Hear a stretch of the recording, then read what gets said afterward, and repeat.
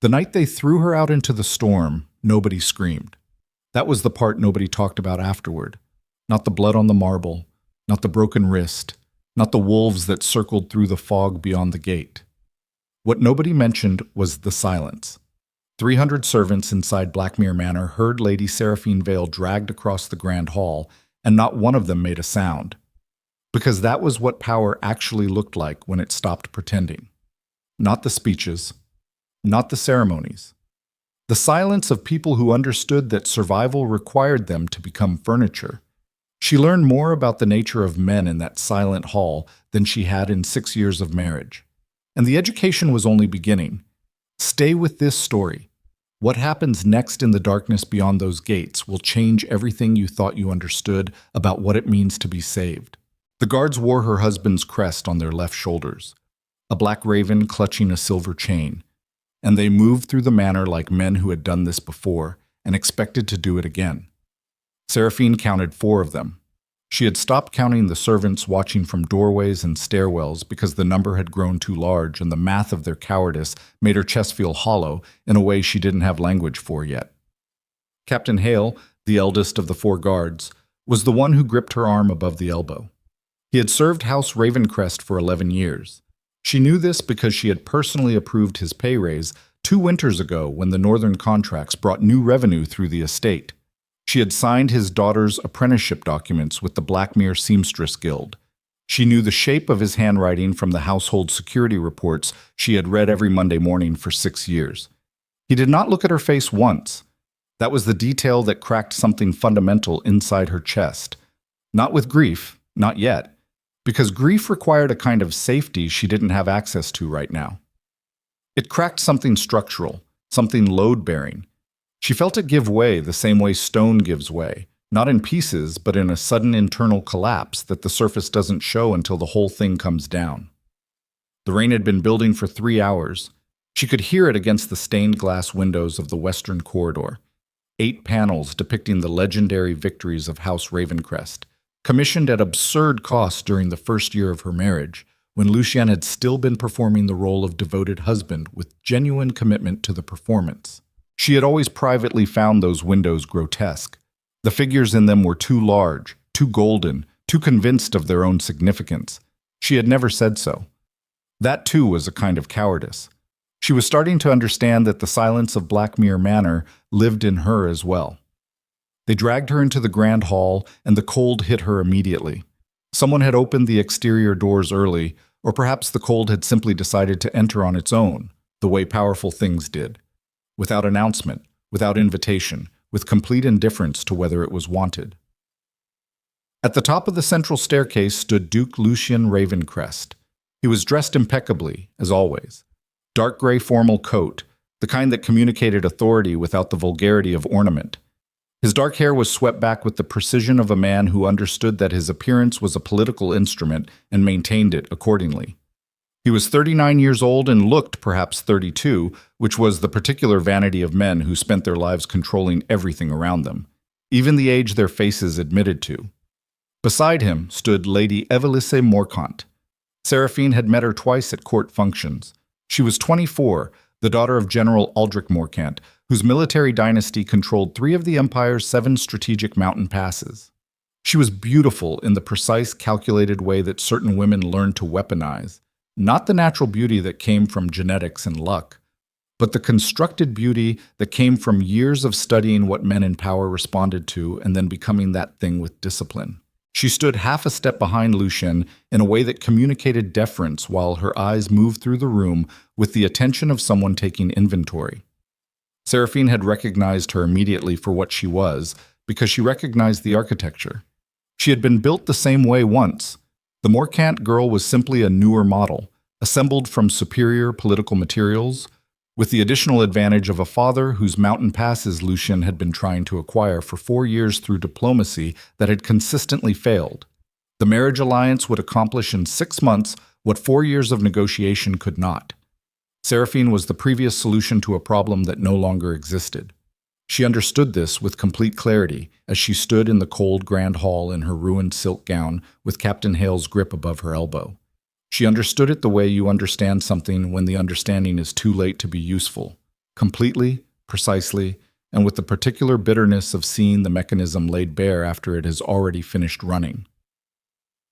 "You were useful once," Lucien said from the top of the staircase.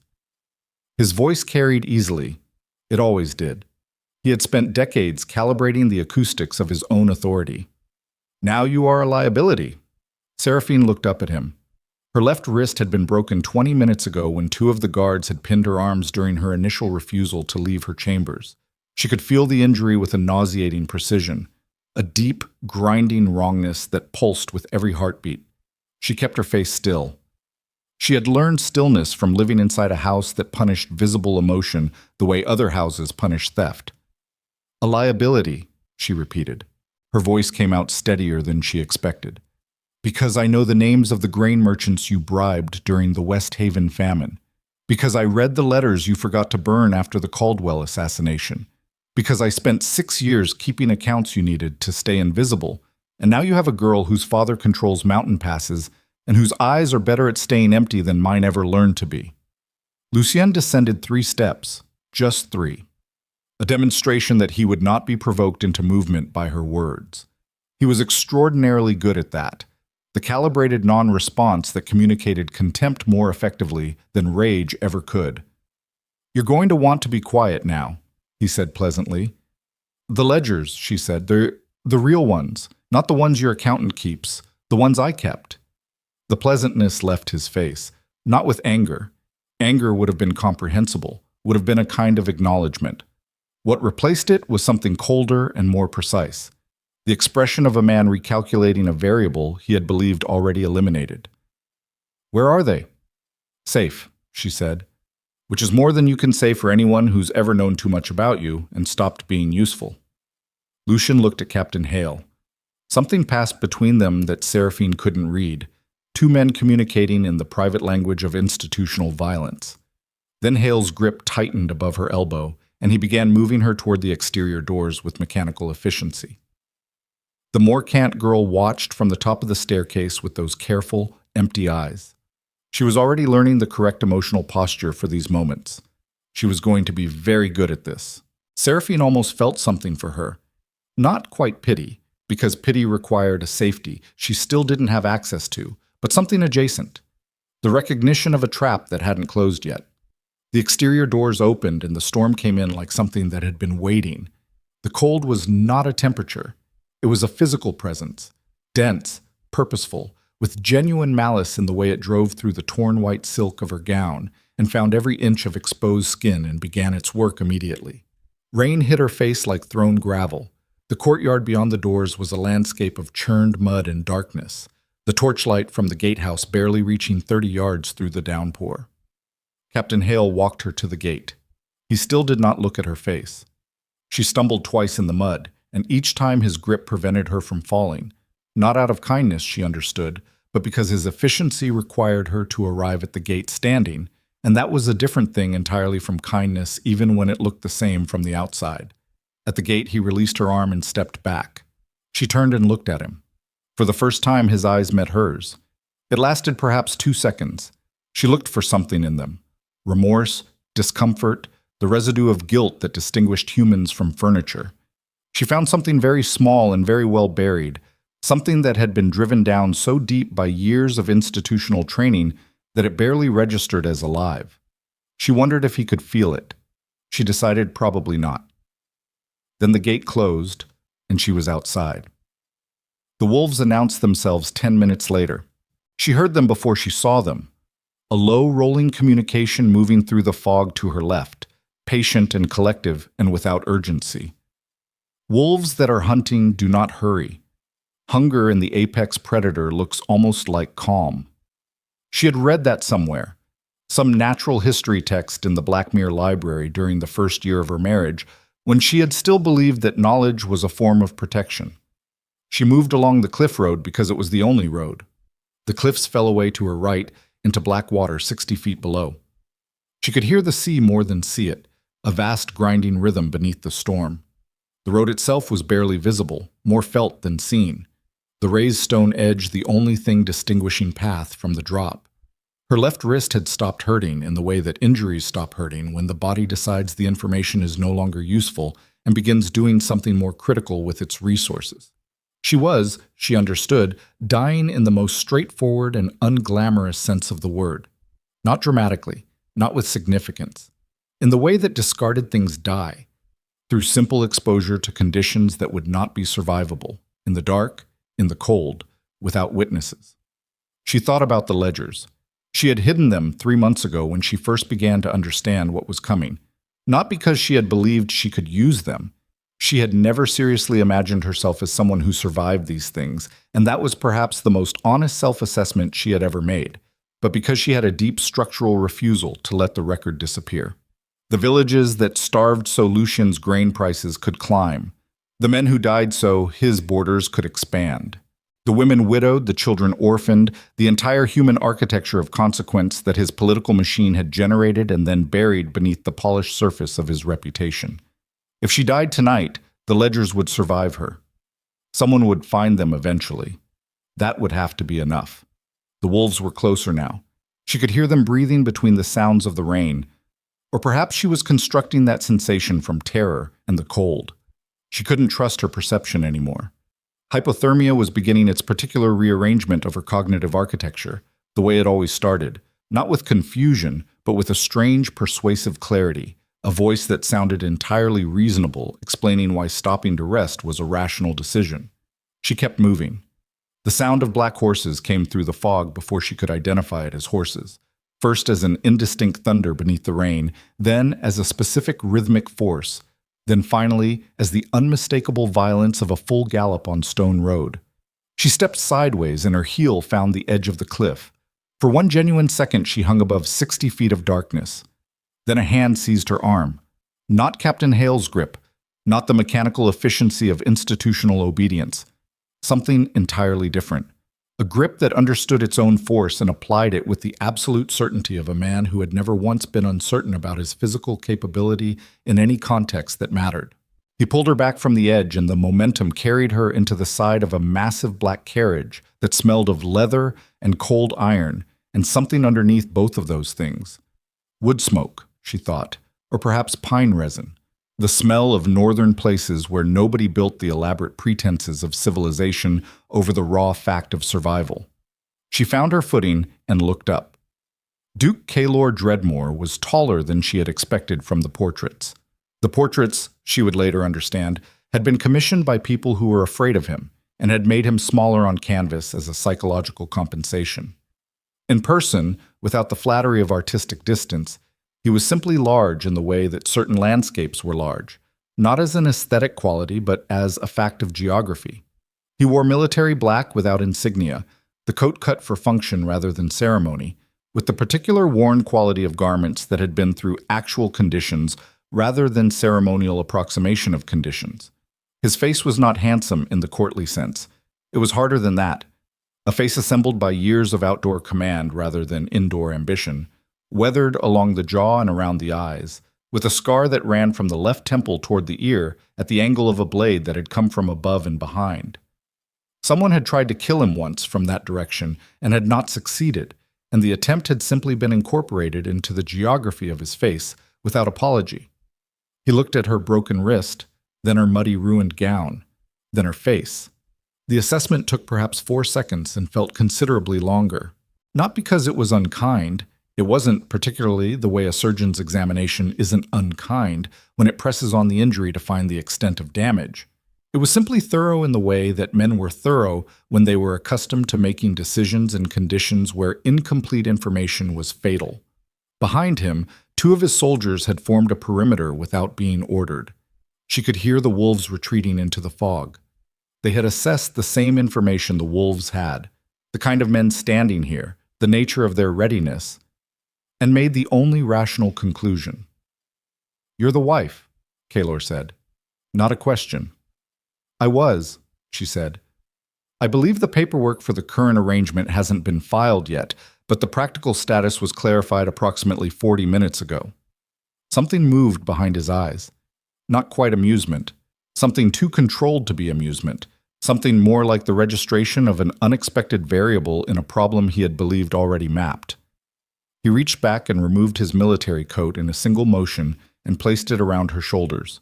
The weight of it was extraordinary. Not just the physical weight of heavy fabric, though it was that, but the warmth of it, the immediate animal fact of warmth after cold that made her eyes sting with a response she refused to complete. "Interesting," he said quietly. The word landed like a verdict. "My brother threw away something valuable."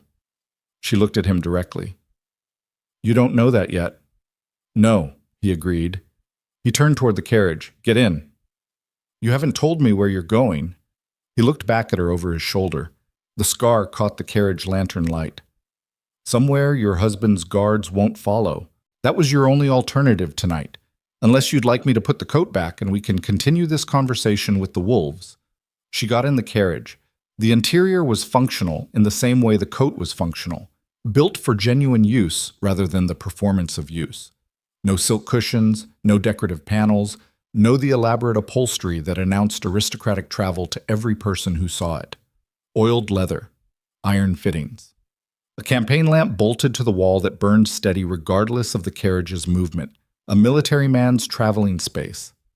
She sat across from him as the carriage moved and the warmth slowly began the painful process of returning to her extremities, and she studied Kaelor Dreadmoor the way she had spent 6 years studying every powerful man in her orbit, not as a person yet, because people were a luxury, but as a system, a set of forces and tendencies and vulnerabilities arranged in human form. He was watching the road through the window. "You've been watching Blackmere for 3 weeks," she said. It wasn't a question either.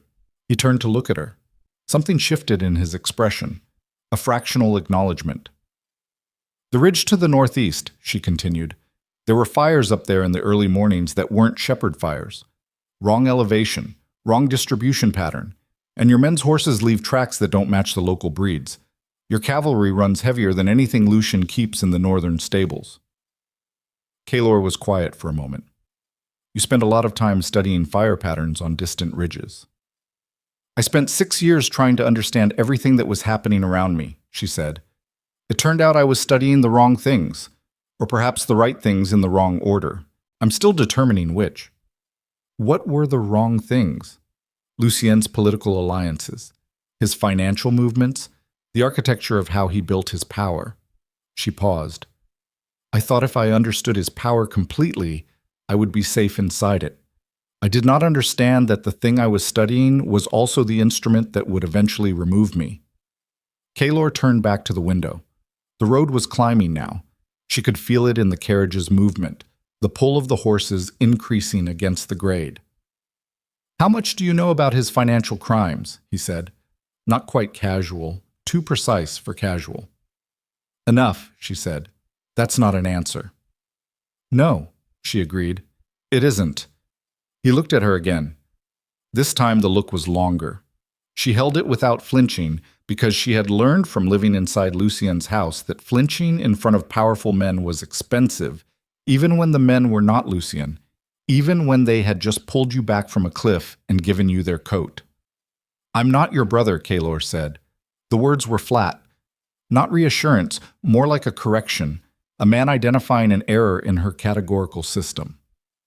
"No," she said. "You're not. Your methods are different. Your reasons are different. Your father apparently loved you, which means your particular variety of damage came from a different direction." She paused. "But you are still a man who has just found something potentially useful in the road during a storm, and I would be a fool to forget that before I've had time to understand what you actually want." The silence stretched. Then Kaelor did something she had not anticipated. He made a sound in the back of his throat that was not quite a laugh, too involuntary for that, too short, but contained something adjacent to laughter, something that had the quality of an unexpected pressure release in a system that rarely permitted them. "Lucien said you were clever," he said. He said it like a complaint. "Most men do." Another silence. Outside, the storm was pulling apart slightly. Not ending, but fragmenting, the rain becoming inconsistent, patches of dark sky visible between cloud banks. The cliffs were gone. They were moving through forested highlands now, pine black on both sides of the road. "The fortress we're going to," he said. "Iron Vale. You've heard of it." Everyone's heard of Iron Vale. Most of what they've heard is probably accurate. The rumors. The ones about the commander who built a military force in exile from men the Empire discarded. The ones about the northern sea cliffs and the walls no besieging army has successfully breached in 60 years. The ones about what happens to people who arrive as enemies. She kept her voice even. Yes, I've heard them. And you got in the carriage anyway. The alternative was wolves and a 60-foot drop, she said. My threshold for acceptable risk adjusted somewhat tonight. He was quiet for a long time after that. She watched his profile against the carriage window and tried to read the things she could not quite read. The internal weather of a man who had been exiled from civilization so long that he had built his own civilization from the raw materials of rejection and war, and whatever it was that lived underneath his particular brand of cold. She had been reading men her entire adult life. She was reasonably skilled at it. Kaelor Dreadmoor was the first man she'd encountered whose interior refused to map cleanly onto any pattern she possessed. That was either interesting or dangerous. She suspected strongly it was both. Iron Vale Fortress revealed itself at dawn. She had slept briefly in the carriage, or her body had slept, the way bodies slept when they had been through enough trauma and cold, and the alternative was simply no longer available as an option. She woke to light, or what passed for light, in the northern winter. A steel-gray illumination that felt less like morning and more like the world reluctantly agreeing to be visible. And above the tree line, carved from the black cliffs like something the cliffs had decided to become rather than something men had imposed upon them, Iron Vale rose. She had expected imposing. The stories had said imposing. But the stories had been told by people who had seen it from distance, and distance flattened it into something that could be described in straightforward terms. Large, dark, militarily significant. From the approaching road, with the northern sea behind it catching what pale light existed and throwing it back as something sharp and cold, the fortress was beyond imposing. It was categorical. It occupied a register of existence that made the word fortress feel like an understatement in the way that calling the ocean wet felt like an understatement. Technically accurate and almost entirely beside the point. The gates were already opening as the carriage approached. She watched the soldiers on the walls and at the gate. She watched the way they watched Kaelor step from the carriage. She had spent 6 years watching people watch Lucien with the carefully calibrated performance of respect that powerful men surrounded themselves with. The bows angled precisely enough to satisfy without communicating excess. The expressions arranged into the correct combination of deference and competence. The whole elaborate theater of fealty that was really just fear wearing better clothes. This was different. These men watched Kaelor the way veterans watched each other after surviving something together, with the specific, unperformable recognition of people who had been through actual conditions and come out on the other side. It wasn't theater, it wasn't performance. A performance required an audience that needed convincing. These men weren't convincing themselves of anything. One older soldier near the gate, gray-bearded and walking with the particular gait of a healed leg injury, caught Kaelor's eye as they passed and gave him a nod so brief it was nearly invisible. Kaelor returned it exactly. She filed the exchange in the section of her mind she'd spent years building, the section she thought of as the real architecture. Everything she actually knew rather than everything she'd been told. They were given rooms in the East Tower. Not the same rooms, not adjacent rooms, rooms that communicated a clear spatial logic she appreciated for its honesty. She was not a guest of personal significance yet. She was a variable the commander had collected from the road and was now assessing for strategic value. The rooms were clean, functional, cold in the way of stone buildings in winter, and outfitted with the particular spareness of a military installation, where waste was a concept that had been collectively rejected as philosophically offensive. A woman came with medical supplies. She was perhaps 50, with hands that moved with clinical efficiency and the expression of someone who had seen a great deal of injury and found injury less interesting than its treatment. She set Seraphine's wrist with a competence that made Seraphine wonder about her history, and then left without offering it. Seraphine sat in the chair by the window, with the wrist splinted and her clean dress. Someone had found a clean dress, dark wool, no adornment, exactly appropriate, and looked at the northern sea below the walls. The sea was the color of iron, It moved with a permanence that coastal things had, not the performance of permanence that Lucien's power had always exhibited, the kind that depended on constant maintenance and constant violence to sustain itself, but the real permanence of things that simply were, regardless of whether anyone was watching. She thought about the ledgers, hidden in 3 separate locations. One copy in the vault behind the false panel in the Blackmere East Library, which Lucien might eventually find if he searched methodically. One copy with a merchant contact in the port city of Aldenmere who owed her a considerable debt of a nature she had never had to specify. One copy in the hands of a woman named Roseth, who had been her lady's maid for 4 years before Lucien dismissed her for an unrelated reason that was actually not unrelated at all, and who had subsequently disappeared into the Northern Territories with the specific quiet efficiency of a woman who understood what she was carrying and why it mattered. She had not told Kaelor about any of this. She had told him enough in the carriage, perhaps too much, though she doubted it. She had a reasonably accurate sense of her own economy in these conversations, and what she'd revealed had been precisely calculated to demonstrate value without exposing vulnerability. She was useful. He knew she was useful. He did not yet know the full architecture of her usefulness, and that gap was the only leverage she currently possessed. The door opened without a knock. She turned in the chair, and it was Kaelor. He had changed into a different coat, still military black, but this one had the worn quality of something extremely old and therefore extremely trusted. He carried 2 cups of something hot, which surprised her enough that she didn't quite manage to keep the surprise off her face before she recovered it. He set 1 cup on the small table beside her chair and stood by the opposite window. "Coffee," he said. "The northern trade routes, one of the few luxuries the fortress maintains." "Thank you." "Don't." He wasn't looking at her. "It's not generosity. You're of no use to me if your thinking is compromised by cold and hunger and exhaustion. Basic maintenance of a valuable asset is self-interest, not kindness." She picked up the cup and held it, letting the warmth move through her palms. "Is that how you explain everything you do that might otherwise be categorized as human?" He looked at her then. "I find categories imprecise," he said. "So do I," she said. "But I've noticed that men who find emotional categories imprecise are often men who've discovered that imprecision is useful when they want to avoid naming what they actually feel." The silence that followed was the specific kind of silence that existed between 2 people who had each landed an accurate observation about the other person and were now determining what that meant for the territory between them.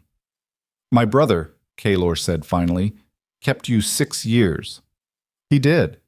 But he never trusted you." "No, he trusted the version of me he needed to exist. When that version became inconsistent with what he needed next, he replaced it." She paused. "I imagine you've had similar experiences with the Empire." Something moved across his face. Whatever it was, it passed too fast for her to name. "The Emperor's decree came 2 years after I refused the civilian massacre order," he said. "They called it insubordination. In the formal documents, it was phrased as failure to execute a legitimate military command." He was looking out at the sea again. 247 villages. The rebellion had supply routes running through them. The strategic logic was that destroying the supply infrastructure, including its human component, would end the conflict in approximately 3 months rather than 2 years. "And you refused." "I refused." He said it the way people stated basic physical laws, without emphasis, without pride, without any of the self-congratulatory weight that men often brought to moral decisions they'd made in difficult circumstances. "And it cost you the duchy, your place in the court, your family name." "My brother's favor," he corrected.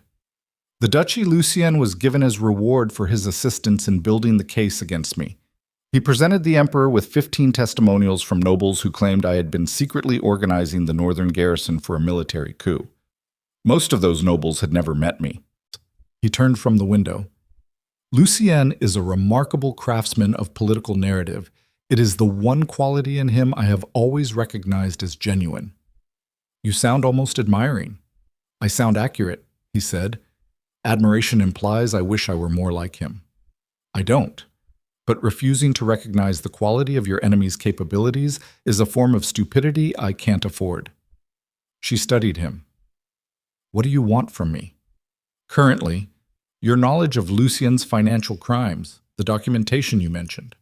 And after that, he looked at her directly. I don't plan past current necessity. It's a habit the war taught me. Long-term planning requires stable conditions. I haven't lived in stable conditions in 9 years. That's an evasion. Yes, he agreed, without apology. Without the performance of being caught in something he hadn't intended. Simply the acknowledgement of a man who was comfortable with his own evasions in a way that made her want to understand what he wasn't comfortable with. She would not ask. Not yet. Not here, in this cold room on the first morning, with her wrist splinted and 6 years of institutional damage still fresh on her like an injury that hadn't yet decided whether it was going to scar or simply hollow out the place where something had been. There are 3 copies of the ledgers, she said. Kaelor went still. Not with surprise, the stillness of a man recalculating. 3, he said, in 3 separate locations. 2 of them Lucien might eventually find. 1 he won't. She held the cup of coffee and looked out at the iron sea. I'll tell you where all 3 are when I understand what you plan to do with the information, why you're positioned to survive what using that information will provoke, and what happens to me when the strategic value I currently represent has been extracted. You want a guarantee. I want an honest conversation. Guarantees from powerful men have a poor historical record. She looked at him. But I found that watching how a man responds to a woman who refuses to pretend she isn't assessing him tells you considerably more than his actual answers. Kaelor looked at her for a long time. Then he crossed the room and sat in the chair on the opposite side of the small table and put down his own cup and settled into the chair with the quality of a man who had just decided something. All right, he said. Honest conversation. You want to know what I intend? I do. I intend to expose Lucien's crimes in a way that cannot be managed or suppressed. I intend to use the political wreckage to dismantle the noble alliances he built on the back of those crimes. I intend to break the Imperial Council's structural dependence on the corrupt financial systems my brother's network created. He paused. I intend to reconstruct something that the Empire can't maintain itself long enough to let collapse, which currently appears to be the trajectory. And the throne, she said. I don't want the throne. She waited. I mean that, he said. I have no desire to rule what I'm trying to rebuild. Ruling a thing and building a thing are different skills. The men who are best at acquiring power are almost universally terrible at managing what power is supposed to be for. I watched the Emperor spend 40 years acquiring absolute authority and then spend that authority with the care and foresight of a man buying drinks for strangers. He shook his head. I want to build a thing that survives the people who come after me. I don't want to be the person who comes after me. That is either a principled position or a very sophisticated piece of self-presentation, she said. Yes, he said, it is one of those 2 things. She held his eyes. And what happens to me? What do you want to happen? That's not an answer. No, he agreed. But it's an honest question. I don't have a plan for you. I have a series of strategic uses that your knowledge and capabilities make possible. What I don't know is what you want to exist on the other side of this. He looked at her directly. Most people I've met have wanted something specific enough that I could determine whether helping them get it was strategically compatible with what I was doing. You're the first person I've had difficulty placing. Because I haven't told you. Because I don't think you know yet, he said. I think you spent 6 years inside someone else's architecture, and you don't have a complete picture of what your own architecture wants to build. The accuracy of it landed somewhere deep. She did not show it, but she thought that perhaps she had been wrong about Kaelor Dreadmoor being unreadable. Perhaps she had simply been looking with the wrong instruments, the ones Lucien's house had given her, calibrated for detecting deception and calculating vulnerability and finding the seams where people could be separated from what they valued. Kaelor was not a person who could be read with those instruments because there was nothing in him being concealed. That was the difference she had been failing to categorize. She was still thinking about that when the knock came at the door. Hard. Urgent. The knock of a man delivering news that could not wait. Kaelor was standing before she completed the thought, and she noticed that he had moved without the particular deliberateness that powerful men often affected when they wanted to communicate that they were not alarmed, that specific theatrical unhurriedness that communicated the opposite of its intention. He had simply moved, directly, with the efficiency of someone whose body lived in permanent readiness without making a performance of it. The soldier at the door was young, 18, possibly. His face had the particular pallor of someone delivering news they had not wanted to receive. "Imperial dispatch," the soldier said. "Arrived by fast rider.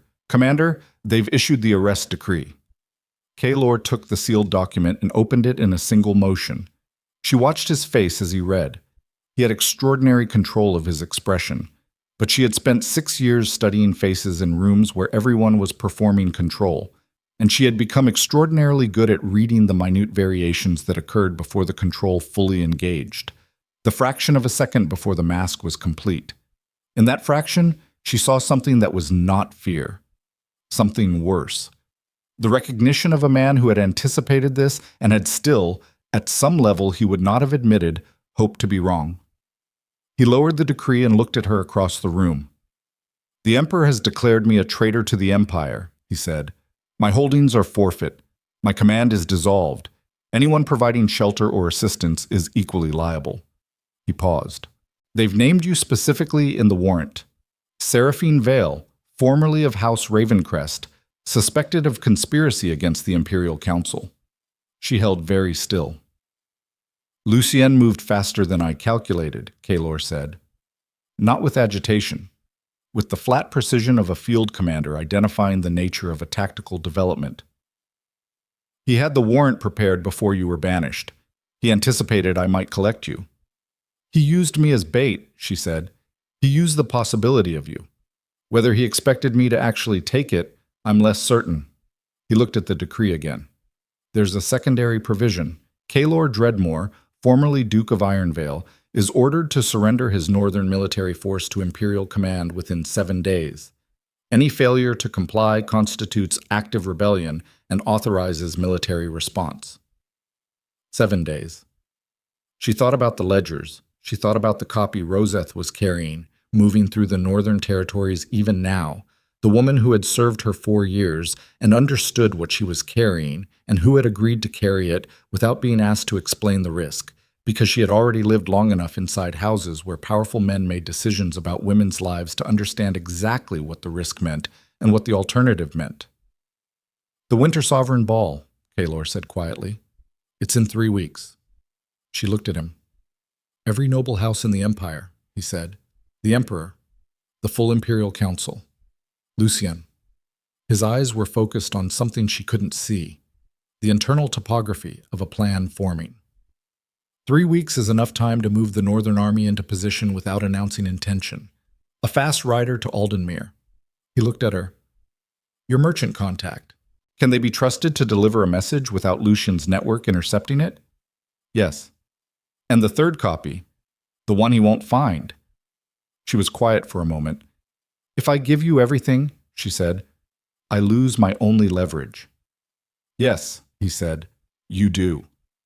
And I have to trust that what you said this morning about wanting an honest conversation was actually honest and not the most sophisticated recruitment approach I've encountered." "Yes," he said again. The silence between them was different from the earlier silences. Earlier, they had been silences of two people mapping each other at careful distance. This one was closer, more load-bearing. She looked out at the Iron Sea. She thought about the villages, the starving children whose suffering had been incorporated into a grain pricing strategy, the men whose deaths had been entries in a ledger column labeled operational necessity, the entire machinery of consequence that had been running for years beneath the polished surface of Lucien's reputation. She thought about what it would mean to trust a man she'd known for less than 12 hours. She thought about the alternative. "Roseth," she said. "Her full name is Marin Roseth. She was dismissed from Blackmere 7 months ago. She's been moving north carrying a leather satchel containing the third set of ledgers. The last message I received placed her in the mining settlements near Thornvale Ridge, approximately 4 days' ride from here." She paused. "She also knows the names of 8 people within Lucien's inner circle who are not loyal to him." She knows their names because I learned them over 6 years of watching who he trusted, and then watching what they did with that trust when they believed he wasn't looking. Kaelor stood very still. 8 people, he said. 2 of them are on the Imperial Council, she said. One of them is the Emperor's own trade secretary who has been funneling documentation to Lucien's rivals for 3 years. He doesn't know I know. Lucien doesn't know I know. Nobody knows I know because I spent 6 years letting people mistake my silence for ignorance. Outside, in the corridor, she could hear the young soldier still standing.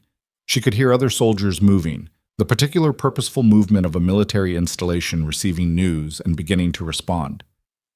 Kaelor looked at her with an expression she still couldn't fully categorize. Whatever it was not the expression of a man who had just acquired a strategic asset. It was more complicated than that. Why? He said. Why did you spend 6 years collecting information you never intended to use? She looked at him for a long moment. I used to believe, she said slowly, that knowing the full truth of a situation was inherently protective, that if you understood exactly what was happening and why, you couldn't be destroyed by it. She paused. I understand now that knowledge is only protective if you're in a position where knowledge can be converted into action. Inside Lucien's house, I was never in that position, so all the knowledge simply accumulated. It became a kind of weight, a record. She looked at the sea. When he banished me, the record was the only thing I took. Kaelor was quiet for a long time. Then he moved to the door. Rest, he said. You have 3 weeks before the ball, and I'm going to need everything you know about those 8 people inside Lucien's network before we can build a strategy that survives whatever trap he's constructed. He paused with his hand on the door. And the next time you want to ask what I actually feel rather than what I tell myself I feel about my situation, you should ask it directly. I may or may not answer, but I'll tell you whether I'm answering. He left. She sat with the coffee that had gone cold, and the iron sea beneath the gray winter sky, and the weight of everything she was carrying that had just shifted, not lightened, not disappeared, but shifted into a different distribution. As if she had been carrying something at arm's length for 6 years, and had just, for the first time, allowed it to rest against her chest. Through the fortress walls below, she could hear the army beginning to move. Orders being relayed in the specific compressed language of military communication. Horses being brought to the eastern stable. The structural sounds of a massive force reorganizing itself around a new intelligence, a new timeline, a new set of stakes. 3 weeks. The Winter Sovereign Ball. Lucien would be expecting them. What he would not be expecting was how much she had given away tonight, and what a man like Kaelor Dreadmoor would build from it in the time that remained. She closed her eyes and listened to the army below. And then the fortress bell rang. Not the morning bell, not the shift bell, but the short clipped double ring that she had no specific knowledge of, but understood immediately from pure instinct, the way certain signals communicated their meaning before you learned their formal definition. She was on her feet before she had consciously decided to stand. The door opened. The young soldier again, and this time the pallor on his face was not the pallor of news delivered. It was the pallor of news not yet understood, of a development so outside the expected parameters that his face hadn't found the right shape for it. "There's a rider," he said. "Imperial colors. Came through the outer gate under a flag of truce." He paused. "He's carrying a sealed personal message. Commander Dreadmoor's name on the outside." Another pause. "And yours." Both names. Sealed with the Ravencrest crest. She felt something go cold that wasn't the northern winter. Because Lucien never sent personal messages. Lucien sent official communications. Lucien sent legal documents. Lucien sent imperial decrees carrying the weight of institutional violence, so he never had to be personally present for the violence itself. A personal message meant he was improvising. Improvising meant the plan they had been calculating against, the one Kaelor had been tracking, the one the arrest decree had confirmed, was not the actual plan. The actual plan was something else, something neither of them had mapped yet, and it had just knocked on the fortress gate. The message sat on the table between them like a third presence in the room. Kaelor had not opened it yet. He stood at the window with his back to her and his hands clasped behind him, and she understood from the quality of his stillness that he was doing something specific, not hesitating, not afraid, but running calculations that required the kind of silence other people mistook for inaction. She had watched Lucien perform stillness as a dominance display for 6 years. This was different. Kaelor's stillness was functional. It was the stillness of a man whose mind was already several moves into a game the board hadn't caught up to yet. The young soldier had left. The corridor outside was quiet in the particular way of places where people were making deliberate choices not to be audible. She looked at the seal on the message. Black wax. The Ravencrest raven pressed deep, the chain in its talons rendered with the obsessive precision Lucien applied to every instrument of his authority. Both their names written in his hand. She recognized the controlled slant of it, the letters that leaned slightly right, as if perpetually reaching for the next thing. "He knows I'm here," she said. He knew before the rider left Blackmere. Kaelor turned from the window. "The arrest decree named you specifically. He knew I'd collect you from the road, or he knew someone would, and he built for both contingencies." He moved to the table and looked at the sealed letter without touching it. "The question is whether this is an offer or a detonator."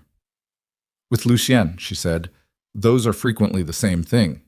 He picked it up, broke the seal in a single motion, read it standing, which told her something. A man who sat to read bad news was managing his body's response to it. Kaelor read standing because whatever was in the letter, his body was already prepared for it. His face gave her almost nothing. Almost. The fraction before control engaged. She watched it. What she saw there was not surprise. It was the specific, contained quality of a man encountering confirmation of something he had suspected and had hoped, at the cellular level, to be wrong about. He set the letter on the table face up and stepped back. She read it. "Brother, I have in my possession something you will want returned." The woman Marin Roseth, formerly of Blackmere service, was apprehended 3 days ago on the Thornvale Road, carrying materials I believe you are already aware of. She is alive and will remain so for as long as it takes you to reconsider the position you have placed yourself in. The materials themselves are, of course, now in my keeping. All 3 copies, I believe, though the third proved somewhat difficult to locate. I commend your wife's ingenuity in the distribution.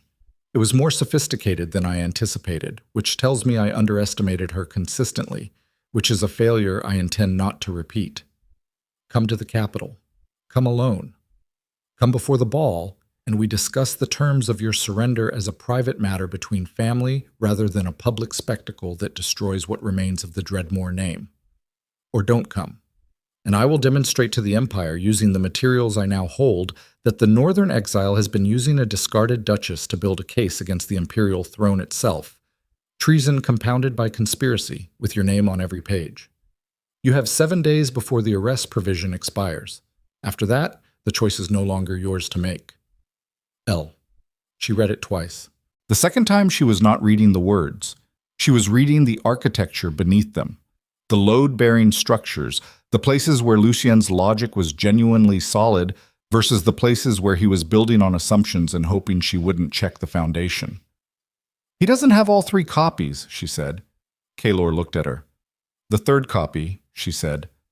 Roseth wasn't carrying it when she left Blackmere. She was carrying the second copy. The third was transferred before she departed. She kept her voice level. "I gave the third copy to someone else 3 months ago. Someone Lucien has never considered significant enough to track." "Who?" She was quiet for a moment. "My husband's accountant," she said. "The official one, Peter Vance. He's been with House Ravencrest for 19 years. Lucien trusts him completely because Lucien believes completely trusted people are people who benefit from the current arrangement and have no incentive to disturb it." She paused. "What Lucien doesn't know is that Vance's son was killed in the West Haven supply disruption, not as a casualty of the rebellion, as a direct consequence of the grain rerouting that starved the eastern settlements. The boy was 22 years old and had gone east to work the harvest season." She looked at the letter. "Vance has known for 4 years what caused his son's death. He has known for 4 years that the man he serves is responsible. He continued serving because he had a daughter and a wife and a complete understanding of what happened to people who visibly stopped being useful to Lucien Ravencrest." Kaelor said nothing. He was watching her with the particular attention of a man recalibrating something fundamental. When I gave him the third copy, she continued, I gave him instructions and a contact in Aldenmere and a letter of introduction to a specific Imperial archivist who owed me a favor from before my marriage. The copy is already in the capital. It has been there for 6 weeks. It is in the hands of someone who cannot be connected to either of us and who has been waiting for specific language in a message I arranged to have delivered through a commercial shipping route that Lucien's intelligence network doesn't monitor because it's too small to be worth monitoring. She picked up the letter and held it. Lucien thinks he has everything. He is missing 1 copy and 1 witness and 8 names he doesn't know I know. The silence stretched long enough that she became aware of the fire in the hearth, the sound of it, the way it occupied a room differently when everything else went quiet. You built this, Kaelor said finally, over 6 years. You built a contingency architecture inside his house without him seeing it. I had considerable time, she said, and he believed I was decorative. He told me that once, Kaelor said, at a family function, before the exile. He said you were an elegant acquisition. He said it the way men say it when they want you to understand they didn't marry for sentiment. His jaw tightened slightly. I told him that men who described their wives as acquisitions eventually discovered the acquisition had opinions about the transaction. She looked at him. He didn't find that amusing. No. Something moved at the corner of his mouth. He found it characteristic. She set the letter down. Outside the fortress walls, the northern wind had picked up. She could hear it finding the gaps in the stonework, the way wind always found gaps, the way pressure always found the structural compromises in whatever was built to contain it. Roseth, she said. The name landed differently now that she had to hold it as a fact rather than a variable. A woman in her 50s with a pragmatic face and hands that were better at needlework than anything else, and who had brought Seraphine tea on cold mornings for 4 years, and had never once asked about the documents she was sometimes asked to carry. He has Roseth. Yes. She's not a political actor. She doesn't know enough to be dangerous to him. Her value to him is entirely as leverage. Which means she's alive as long as we respond to the leverage, Kaelor said. And her timeline ends when we stop responding or when the 7 days expire and the military provision activates. He moved to the window again. The light outside had shifted. Mid-morning now, the steel gray of dawn replaced by something marginally less committed to its own darkness. He's done this before. The hostage's message, during the Caldwell situation. He held the governor's daughter for 11 days while the trade negotiation resolved itself in his favor. What happened to the daughter? A pause. She was returned when the negotiation concluded. Unharmed. Physically. He turned from the window. Lucien is precise about that distinction. He doesn't need the body harmed. He only needs the threat of harm to function as a behavioral modification tool. Actual harm creates documentation. Actual harm creates witnesses. Actual harm is inefficient. His voice carried something underneath the flatness, something old and specific and not quite anger, the residue of a man who had spent years understanding an adversary he was connected to by blood and could not simply treat as a foreign enemy. He learned early that the anticipation of harm is more controllable than harm itself. You can calibrate anticipation. You can sustain it precisely as long as you need it. Actual harm has its own momentum once it begins. You've been studying him. I've been preparing for him, Kaelor said, for 9 years, since the exile.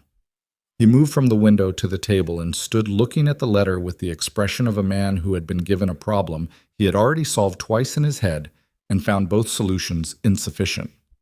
The ball is in 3 weeks. His 7-day deadline expires before we reach it. He's using the deadline to force a response before we're positioned to attend the ball with any tactical advantage. He wants you to come to the capital early, she said. Alone, on his terms, in his space. Yes. You won't do that. No. He looked at her. But I have to give him something that looks like I might, something that keeps Roseth viable and extends the timeline. He paused. And I need to understand the 8 names before we walk into a room with the entire Imperial Court, because if any of those 8 people are not actually assets and are instead Lucien's planted intelligence inside his own network, showing them our hand at the ball becomes the mechanism by which we lose everything. She nodded slowly. Sit down, she said. I'll tell you what I know. All of it. In the order that it matters. He sat.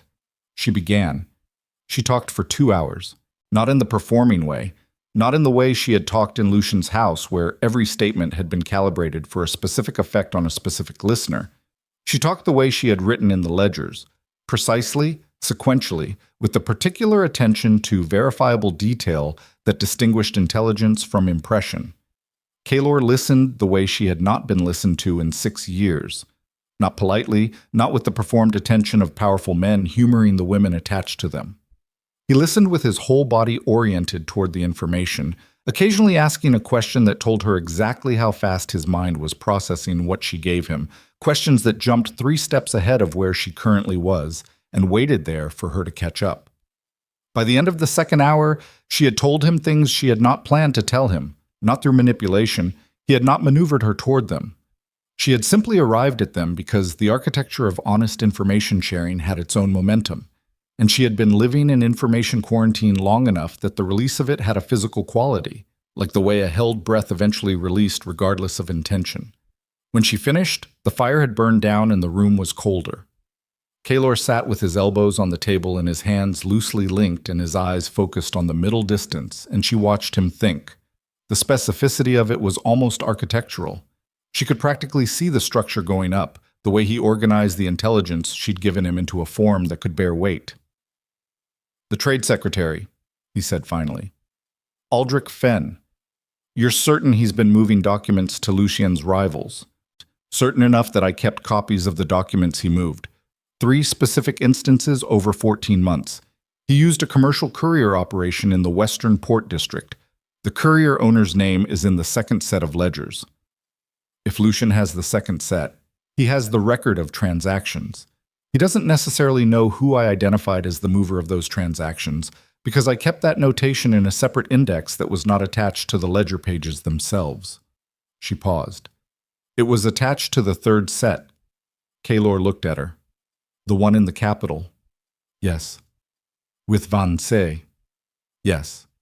He was quiet. Then, with the very precise economy of a man who did not waste either words or the spaces between them, he said, You are either the most strategically sophisticated person I have encountered in 9 years of building toward this, or you are an architecture I haven't fully mapped yet, and I'm making a significant error in extending the trust I've extended. She held his eyes. Both of those things can be true simultaneously. Yes, he said. They can. What are you going to do about the letter? He stood. Send a response. Something that reads like the beginning of capitulation without being capitulation. Enough to buy time, enough to make him believe the leverage is functioning, not enough to move before we're ready. He moved toward the door. I need my senior commander and a cipher specialist, and I need you to write the response, because you understand his language better than I do. You want me to write a letter in your voice. I want you to write a letter that makes Lucien believe I am a man beginning to break under pressure, he said. I don't know what a breaking Kaelor Dreadmoor sounds like. I've never been in this situation before. You've spent 6 years watching powerful men break and studying what it looks like while it's happening. He paused at the door. Make it convincing enough that he gives us 10 days instead of 7. He left. She sat alone with the letter and the dying fire and thought about Marin Roseth in whatever room Lucien had placed her in, and thought about what it cost a person to carry someone else's dangerous secret through a northern winter, and thought about all the invisible labor of women who moved through the structures of powerful men, doing the work that kept the structures functional and received. In return, the specific kind of erasure that came from being too useful to acknowledge and too replaceable to protect. She picked up a pen from the writing stand by the window and began. The response she wrote took 4 drafts. Not because the words were difficult.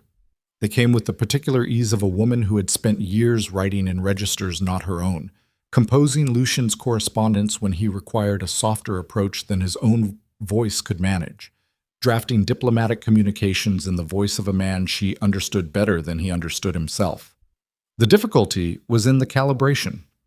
Kaelor needed to sound like a man who was beginning to acknowledge the weight of the situation without sounding like a man who had already decided to yield. Lucien would be reading for specific signals, the compression of language, the places where a man's sentences shortened because his control was tightening, the particular phrasing that men used when they were negotiating from reduced options and knew the other person knew it. She wrote a man who was tired, not broken. Lucien would not believe broken, would immediately identify it as performance. But tired. 9 years of exile tired. The particular exhaustion of a man who had been prepared to fight a war and was now holding a letter that told him the woman he had just begun to allow himself to consider worth protecting was being used as a mechanism against him. She let that be visible, not stated, visible, in the spaces between sentences, in the way the request for extended timeline was phrased as logistical rather than desperate. In the single line near the end, "I need more time than 7 days. This is not negotiable. It is simply true." That sounded like pride and was actually something considerably more naked than pride, something that men who understood each other at the bone level would read correctly. When Kaelor came back with a compact, gray-haired man she identified as his senior commander, introduced only as Terran, with the specific lack of surname that indicated a man who had stripped his identity down to function and kept only what he needed, she handed him the letter without comment. He read it standing again. This time the fraction before control engaged showed her something different from what she'd seen with Lucien's letter. What she saw this time was not confirmation of fear, it was recognition. The specific micro-expression of a man who had been accurately rendered by someone else, who had been seen in a way he had not expected and was determining what to do with that. He handed the letter to Terran, who read it with the expression of a man reading a technical document and finding no errors. "Send it," Kaelor said. Terran nodded and left. Kaelor turned to her. "You wrote a man who's afraid of losing something," he said. "I wrote a man who's discovered he has something to lose," she corrected. "Those are different." He held her eyes. "Yes," he said. "They are." Something moved between them in that moment, not quite acknowledged, not quite named, the kind of thing that existed in the space between what two people understood and what they were prepared to say they understood. She had enough experience with Lucien's house to know that naming things prematurely was a way of killing them. She had enough experience with her own survival instincts to know that this was not the moment to determine what it was or what it meant. So she let it exist unnamed and moved past it. "We need to discuss the ball," she said. "Specifically, how we enter a room containing the full Imperial Court and the Emperor himself, with an arrest decree in effect, carrying evidence of treason against the most politically sophisticated man in the Western Territories, and leave with something other than our heads." Terran came back. "Riders dispatched. Fast route through the southern pass." He looked at Kaelor. "There's something else. The outer gate has a second visitor. Arrived separately from the Imperial rider. No colors. Traveling alone." A pause. "She asked for you by name." He looked at Seraphine. "Both of you. By name." Seraphine went still. "Description," Kaelor said. 50, maybe. Practical clothes, northern gear, carrying nothing visible." Terran paused. "Walking with a limp, new limp. She favors the left side like something recent." Seraphine was on her feet before she had consciously made the decision. Kaelor put his hand out, not grabbing her, not restraining, but placing his hand in front of her the way you place something solid in front of a person who was about to move faster than the situation warranted. "Wait," he said. Quiet. Not a command. A request, almost. She looked at him. "If it's her," he said. "She walked here, from the Thornvale Road, in winter, with a new injury." His eyes held something careful. "If Lucien let her go, she's being followed. If she escaped, she may still be followed. Either way, we bring her in through the secondary gate, not the main entrance." Terran. Terran was already moving. She stood in the room and breathed. She had been telling herself for the past hour that Roseth was alive because Lucien needed her alive as leverage. She had been building that belief into the foundation of her thinking because the alternative, building strategy on the possibility that Roseth was dead, was not coming, was already gone. was a weight she couldn't carry and think clearly underneath simultaneously. She was not certain whether the woman at the gate was confirmation or a new problem. She was not certain whether she wanted it to be Roseth because Roseth was alive, or because finding out it wasn't would confirm the worst version of what she had been refusing to believe. 15 minutes. She stood at the window and watched the iron sea and thought about nothing that wasn't useful, which was a survival strategy she had developed inside Blackmere, and which she was now deploying against herself. Then the door opened and Marin Roseth walked in. She was thinner than Seraphine had seen her in 4 years of daily proximity. The left side of her face carried a bruise in the specific yellow-green stage that indicated it was 4 or 5 days old. The limp was right hip, not left. Taryn had been looking at her from the wrong angle. She wore northern gear that wasn't hers, slightly too large across the shoulders, the kind of practical theft that told a story about what her own clothes had become in conditions that made replacement necessary. She stopped just inside the door and looked at Seraphine with the expression of a woman who had been through something large and was currently determining whether she had the energy to explain it or whether explanation could wait in favor of something more immediate. "Sit down," Seraphine said. In a moment. Roseth's voice was rougher than usual. "He didn't have me 3 days. He had me for 12 hours. I got out on my own." She glanced at Kaelor with the specific assessment of a woman who had learned to evaluate powerful men rapidly and had strong opinions about the results. "Through a laundry passage, in case that becomes relevant." Kaelor said nothing, but his eyes moved to Seraphine with an expression that lasted less than a second, and communicated, in that second, something she filed carefully for later. "The documents," Seraphine said. "The second set. He has them." "He has what I was carrying," Roseth said. She sat down finally, in the chair nearest the fire, with the efficiency of a woman whose body had presented her with a bill and she was now paying it. "Which was the second set, and also a very complete forgery of the third set that I commissioned in Aldenmere from a document replicator your merchant contact recommended. The forgery covers everything the real third set covers, except for 3 specific items that I removed before copying." She looked at her hands. "I wasn't certain he'd find me, but I've been in houses where powerful men made decisions about what to do with inconvenient women for most of my adult life, and I've learned to plan for the probability." The room was silent. Then Kaelor said, with the particular flatness of a man encountering information that required immediate reorganization of several concurrent strategic calculations, "He has a forged third copy." "He has what he believes is the complete documentation," Roseth said. "The 3 specific items I removed were the index notations connecting the transaction records to named individuals. Without those, the ledgers demonstrate financial crimes, but don't identify who within his own network has been working against him." She looked at Seraphine. "I assumed you wanted to keep that specific capability in hand." Seraphine looked at her for a long moment. "You assumed correctly," she said. "Good." Roseth leaned her head back against the chair.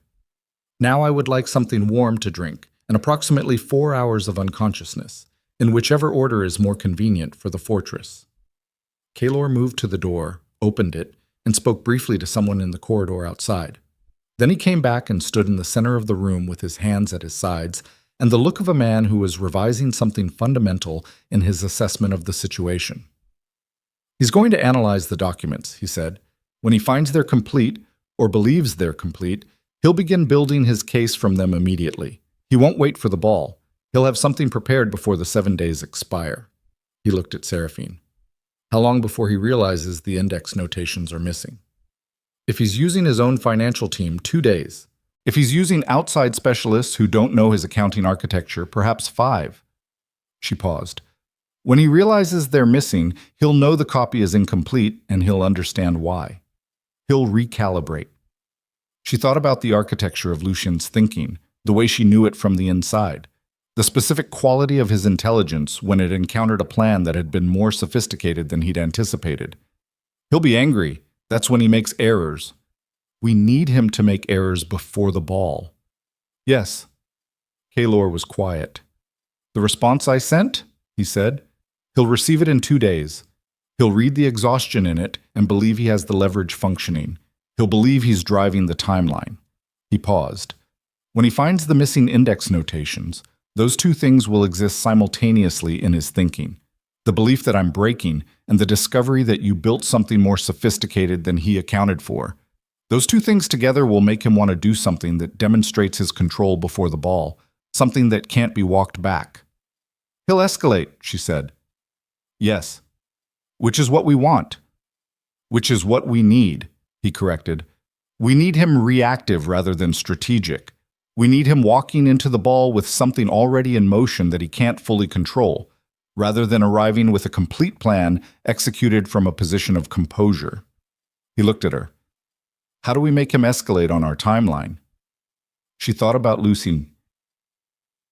She thought about the specific pressure points she had spent 6 years mapping, the places where his composure was structural rather than natural, built from constant maintenance rather than genuine equanimity, the seams that showed when the maintenance slipped. His new alliance, she said, Lady Evelise Morcant. Her father's mountain passes. That's the cornerstone of everything he's building next. If something threatened the Morcant alliance, he would move to protect it before anything else, including his case against us. Kaelor looked at her steadily. What threatens it? Information reaching General Morcant that his daughter's future husband has been involved in financial crimes against the Empire's food supply, she said. Morcant is a military man, old school. His reputation is built on feeding his garrisons and his territory's civilian population. The famine dealings Lucien ran would be personally repugnant to him in a way that most political crime wouldn't be. She paused. If Morcant received verifiable information, even partial, even without the complete documentation, he would demand an accounting, privately, before the ball, which would put Lucien in the position of managing his most important political relationship at the same moment we arrive in the capital with the complete evidence. You want to send Morcant something. I want to send Morcant the right fragment, she said. Enough to ask questions, not enough to answer them. The questions themselves are the mechanism. She looked at him. Do you have a contact who can reach General Morcant through a channel that can't be traced to Iron Vale? Kaelor was quiet for a long moment. I have a contact, he said. 1. It carries a cost I haven't been willing to pay until now. He paused. A woman. Former Imperial intelligence operative. She was burned by the court 8 years ago during a political operation that went wrong. She's been independent since then, working for whoever has a problem that requires her particular capabilities. Another pause. She and I have an arrangement. I helped her disappear when the court was looking for her. She has never collected on the favor, and I have never asked. This would be asking. Yes. What's her name? He looked at her, something careful in his eyes. Not reluctance exactly, more like a man opening a door he had kept closed for long enough that he'd stopped thinking of what was behind it as available. Vale, he said. That's all she uses. Can she reach Morcant? She can reach anyone. Then we have a plan, Seraphine said. From the chair by the fire, Roseth made a sound that was somewhere between acknowledgement and exhaustion. You have the outline of a plan. Plans and outlines of plans are different things in my experience, particularly when one of the people they're built against is Lucien Ravencrest. She's right, Kaelor said. He looked at Seraphine. What are we missing? She thought. Not performing thought, actually thinking, running the architecture through the load test, finding the places where the weight exceeded the structure. The Emperor, she said. Everything we're planning operates on the assumption that when the evidence is presented at the ball, the Emperor will respond to it as an honest adjudication, that he will look at documentation of financial crimes against the Empire and act on it without first calculating what acting on it costs him politically. She paused. Lucien built his power inside the Emperor's patronage structure. The Emperor has been complicit, perhaps not in the specific crimes, but in the general machinery. He allowed the conditions that made those crimes profitable. Exposing Lucien in front of the full court forces the Emperor to either condemn his own mechanism or protect it. Kaelor's jaw tightened slightly.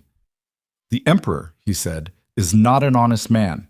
He is a man who has been in power for 40 years and has survived by calculating which way the weight of consequence falls and positioning himself on the uphill side of it every time. His voice held nothing she hadn't seen in his face already. If the weight of the evidence falls heavily enough against Lucien, the Emperor will abandon him. He has done it before. He does it without sentiment and without residue. He paused. But if the moment can be managed, if Lucien can control the frame before we control it, the Emperor will protect the machinery rather than expose it. So we need to control the frame.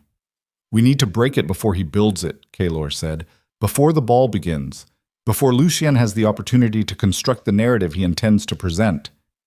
His eyes moved to the window, to the sea, to something past both of them. Vale. I'll send for her tonight. If she moves fast, she reaches Morcant within the week. Morcant requests a private audience with Lucien before the ball. Lucien arrives at the ball already managing that conversation. He turned back. And the third set, the one in the capital with Vance. We need it in the room at the ball, in the hands of someone with standing to present it. Aldrich Fenn, she said, the trade secretary. If what I know about him is accurate, if he's genuinely moving against Lucien's interests from inside the Imperial structure, he has the standing and the access. We need to reach him. Through Vance, she said. Vance has the third set. Vance knows Fenn through the accounting structure. If Vance makes contact and presents Fenn with the documentation that implicates him in moving against Lucien, Fenn has two options. He comes to us, or he goes to Lucien. She held Kaelor's eyes. If he goes to Lucien, we lose the third set and probably Vance. If he comes to us, we have someone inside the Imperial Court who can present the evidence with Imperial standing, rather than his testimony from a northern exile and a discarded wife. The risk is high. Yes, she said. But the risk of going to the ball without inside standing is higher. We walk in as accusers. We need to walk in as confirmation. Kaelor stood at the window for a long time. The northern light had shifted again. Afternoon now, the sky pulling toward the particular shade of deep gray that preceded the early darkness of northern winters. Below the walls, she could hear the army moving, the persistent functional sounds of a military force that had received new information and was reorganizing itself around it. She watched him think. She thought about what it meant to trust a man she had known for less than 24 hours with the architecture of everything she had spent 6 years building inside a house that had never known she was building anything at all. She thought about the specific quality of his stillness and his questions, and the way he had written a letter as a man who had something to lose rather than a man who had only ever had things taken. She thought about whether the instinct to trust him was a genuine reading of something real, or whether she was simply, structurally, in the position of needing someone to trust, and had assigned that role to the first person who had not immediately tried to use her for something. She couldn't be certain. That was the honest assessment. She was proceeding anyway, because the alternative was standing still on the cliff road, and standing still on the cliff road had a known outcome, and she had made her calculation. "There's one more thing," she said. Kaelor turned. "The 8 people inside Lucien's network," she said. 7 of them are assets, people who have reason to move against him and the capability to do so. But one of them isn't. One of them is someone I misread. I realized it approximately a month before the banishment. She looked at him directly. His name is Counselor Rain. I believed he was moving against Lucien because of the Caldwell situation. Rain's brother-in-law was Caldwell's Minister of Trade and died in the assassination. I had 4 months of evidence suggesting Rain was building a quiet case against Lucien through the Council's investigative committee. She paused. What I understand now, looking at the full pattern with the benefit of distance, is that the evidence I had was too clean. It was too consistently placed in my path. I found it too easily for the time I had available. She kept her eyes on his. Rain is Lucien's watcher inside what Lucien believed might be my information network. He exists to find out who I was talking to and what I knew. The quality of silence that followed was specific. "You've known this for a month," Kaelor said, "and you included him on the list of 8. "I included him on the list I gave you this morning," she said. "I did not include him on the list I sent to Roseth before her departure. The copy Roseth was carrying had 7 names, not 8. Kaelor looked at her. "You tested me," he said. "I gave myself a way to determine whether anything I told you this morning traveled somewhere it shouldn't before we've established what trust actually means between us, she said. If Lucien knows about Rain, the information came from you. If he doesn't, it didn't. She paused. I'm telling you now because we're past the point where I can afford to be strategic about it, and because I need you to understand that I operate with contingencies, not because I think you're untrustworthy. Because I've survived by building for the possibility that everyone is untrustworthy and being pleasantly surprised when they're not. The silence stretched. Then Kaelor said, I would have done exactly the same thing. I know, she said. Something settled between them. Not trust, not yet, not the complete load-bearing version of it, but the precondition for trust, the specific recognition of two people who used the same methods and had the same reason for using them, finding each other in a room where that fact meant something. Tonight, he said, I send for Vale. Tomorrow we draft the message to Vance. In 2 days, Lucien receives my response and believes the leverage is holding. He paused. In 10 days, we move the army south. And Roseth stays here, he said. She's safe here. The fortress has never been breached.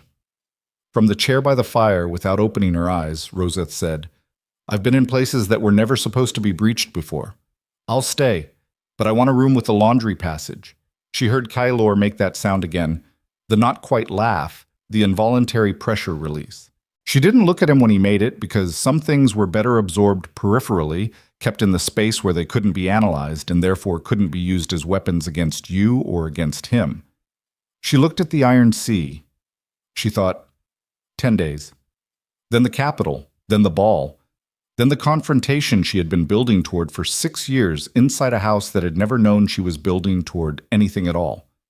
She thought about what it cost to do the right thing at scale, not the small private right things, the ones that cost only personal discomfort, but the large structural kind, the kind that required dismantling systems that had benefited from remaining intact, the kind that produced enemies faster than it produced allies, the kind that left you standing in ruins, wondering whether what you'd built from the rubble was worth what it had cost to clear the ground.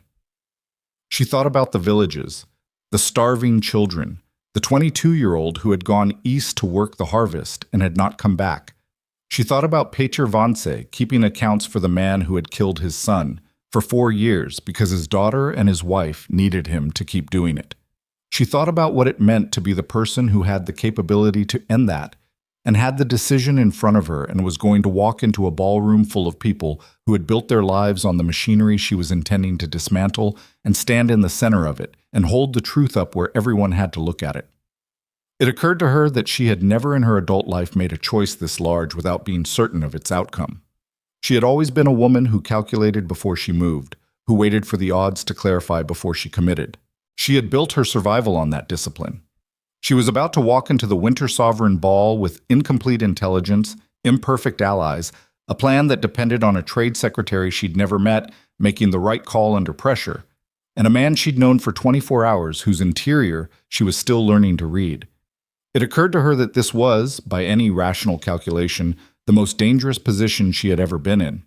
It also occurred to her that for the first time in 6 years, the position she was in was one she had chosen. The distinction felt important. She was still thinking about it when Kaelor said, quietly, from somewhere behind her, There's going to be a moment at the ball, when everything moves at once, when Lucien understands what he's facing and decides whether to find another way through or to burn everything down rather than let it end any other way. She turned. He was looking at her with the specific expression she was beginning to learn, the one that lived beneath the control, in the fraction before it fully engaged. I know, she said. When that moment comes, he said, I need you to stay behind me. No, she said. Seraphine, no, she said again. That is the one thing I will not do. I didn't spend 6 years building this to stand behind someone else when it resolves. She held his eyes. You can protect the approach. You can protect the flanks. But when we stand in that room and present what we've built, we stand together or I've been building the wrong thing for the wrong reasons. The expression in his eyes shifted. What she saw there was not compliance. It was something deeper and more complicated than compliance. The recognition of a man who had spent 9 years being the only person responsible for every decision in every room, encountering someone who refused to be protected away from consequence, and finding that refusal, against every instinct of a man built by war to keep the valuable things behind the perimeter, to be the thing that made her irreplaceable. Not useful, irreplaceable. He said nothing for a long time. Then he said, "Together." Outside the fortress walls, the northern wind drove hard against the black stone, and below the cliffs the iron sea moved with the permanence of things that simply were. And somewhere in the capital city, Lucien Ravencrest was reading a letter about a man who was beginning to break and making his next calculation, and had no idea what he had already set in motion or what was already moving toward him through the dark. But 3 days later, as Seraphine stood in the war room going over the final layout of the ball's floor plan with Tyron and 2 of Kaelor's senior strategists, a rider arrived from the capital.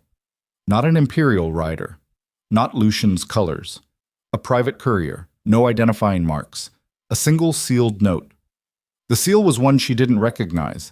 A simple pressed circle with a line through it, the kind of mark that meant nothing to anyone who didn't already know what it meant. She opened it. 3 lines. "The thing you sent me has been seen by the person it was intended to reach. He is asking questions.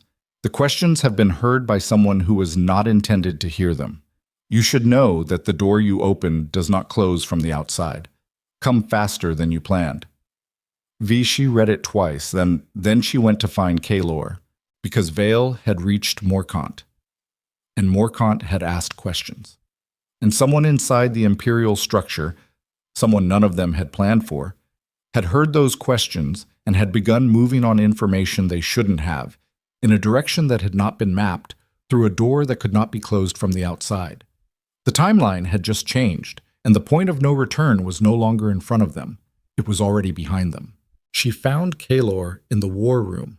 He read Vale's note once, set it on the table, read it again. The second reading told her everything about how serious it was. Kaelor was not a man who needed to read things twice for comprehension. He read things twice when the first reading had produced a result he needed to verify against his own reaction before he trusted it. "Someone heard Morkant's questions," he said. "Someone who wasn't supposed to." Inside the Imperial structure. He set the note down and looked at Tyron, who had been standing at the far end of the table with the expression of a man who had already begun calculating. Vale doesn't use the word accident. She doesn't use the word coincidence. She says the door doesn't close from the outside. He looked at Seraphine. She's telling us the information moved deliberately. Someone moved it. The war room had 3 lanterns burning against the afternoon dark. Outside the narrow windows, the sea was the color of pewter and moving with the particular violence of water that had been pushed by 3 days of sustained northern wind.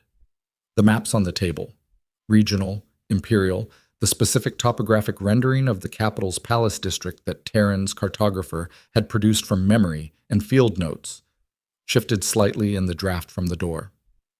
"Fen," Seraphine said. Kaelor looked at her. "We didn't contact Fen yet," she said slowly. "We were going to go through Vance, but if someone inside the Imperial structure heard Morkant asking questions about Lucien's famine dealings, questions that came from information we sent through Vale, the only person who could have moved that information onward is someone who already had access to it." She worked through it as she spoke, not performing the logic, but actually running it, the way she'd learned to do in Blackmere, where performing intelligence instead of applying it got you killed on the delay. "Fen has been moving documentation against Lucien for 14 months. He has a contact network we don't know. If Morkant's questions reached him through that network before we reached him through Vance, he moved on his own," Kaelor said, "without knowing we were involved, without knowing anyone was coordinating. He saw the questions as an opening and used it." She looked at the map. "Which means Fen is already in motion. Which means whatever he's doing is happening on his timeline, not ours, in a direction we can't see, toward a destination we haven't mapped," Terran said from the far end of the table. "And if Lucien has anyone watching Fen, then Lucien knows someone inside his own Imperial structure is moving against him," Kaelor finished. He picked up Vale's note again and held it. "And he doesn't know it's connected to us yet. Or he does. And we don't know which." The fire in the hearth at the end of the war room popped and shifted, and the shadows on the maps moved. Seraphine looked at the layout of the capital's palace district. The ball was marked in red. The Grand Imperial Hall, the ballroom, the antechambers, the gallery above where the musicians played and where, in certain configurations of certain events, other things could be positioned. She had been to the Winter Sovereign Ball twice during her marriage. She knew the geography the way you knew the geography of places you had been required to perform in. Not fondly, not with nostalgia, but with the specific precision of someone who had needed to understand every exit. "We moved the timeline," she said. Both men looked at her. "Vale says come faster than planned. That's not advice, that's intelligence from someone who knows what the changed conditions mean. If Fen is moving independently and someone is watching him, the window between now and the ball closing is compressing." She kept her voice even. "We planned 10 days to move the army south. We have to do it in 6. Taryn made a sound that was not quite disagreement and not quite acceptance. "Moving 3,000 soldiers 6 days faster than planned in northern winter conditions is possible or it isn't," Kaelor said. Not unkindly, the specific flatness of a commander who had made this calculation before. "What do we sacrifice in the acceleration?" "Supply margin. 2 days of reserve provisions. We arrive at staging positions outside the capital with enough for the operation but not enough for an extended engagement if something goes wrong." Taryn paused. "And the secondary battalion, the one coming through the mountain pass, can't make the adjusted timeline. They arrive 2 days after us." "What does that leave us with?" 1,800 at full capacity when we reach the capital. The other 1,200 2 days behind." Taryn's voice was carefully neutral. "It's enough to be present.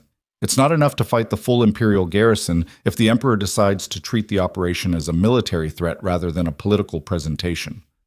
The silence that followed was the specific kind that existed when everyone in a room understood the nature of a risk and was determining whether to say it out loud. Seraphine said it.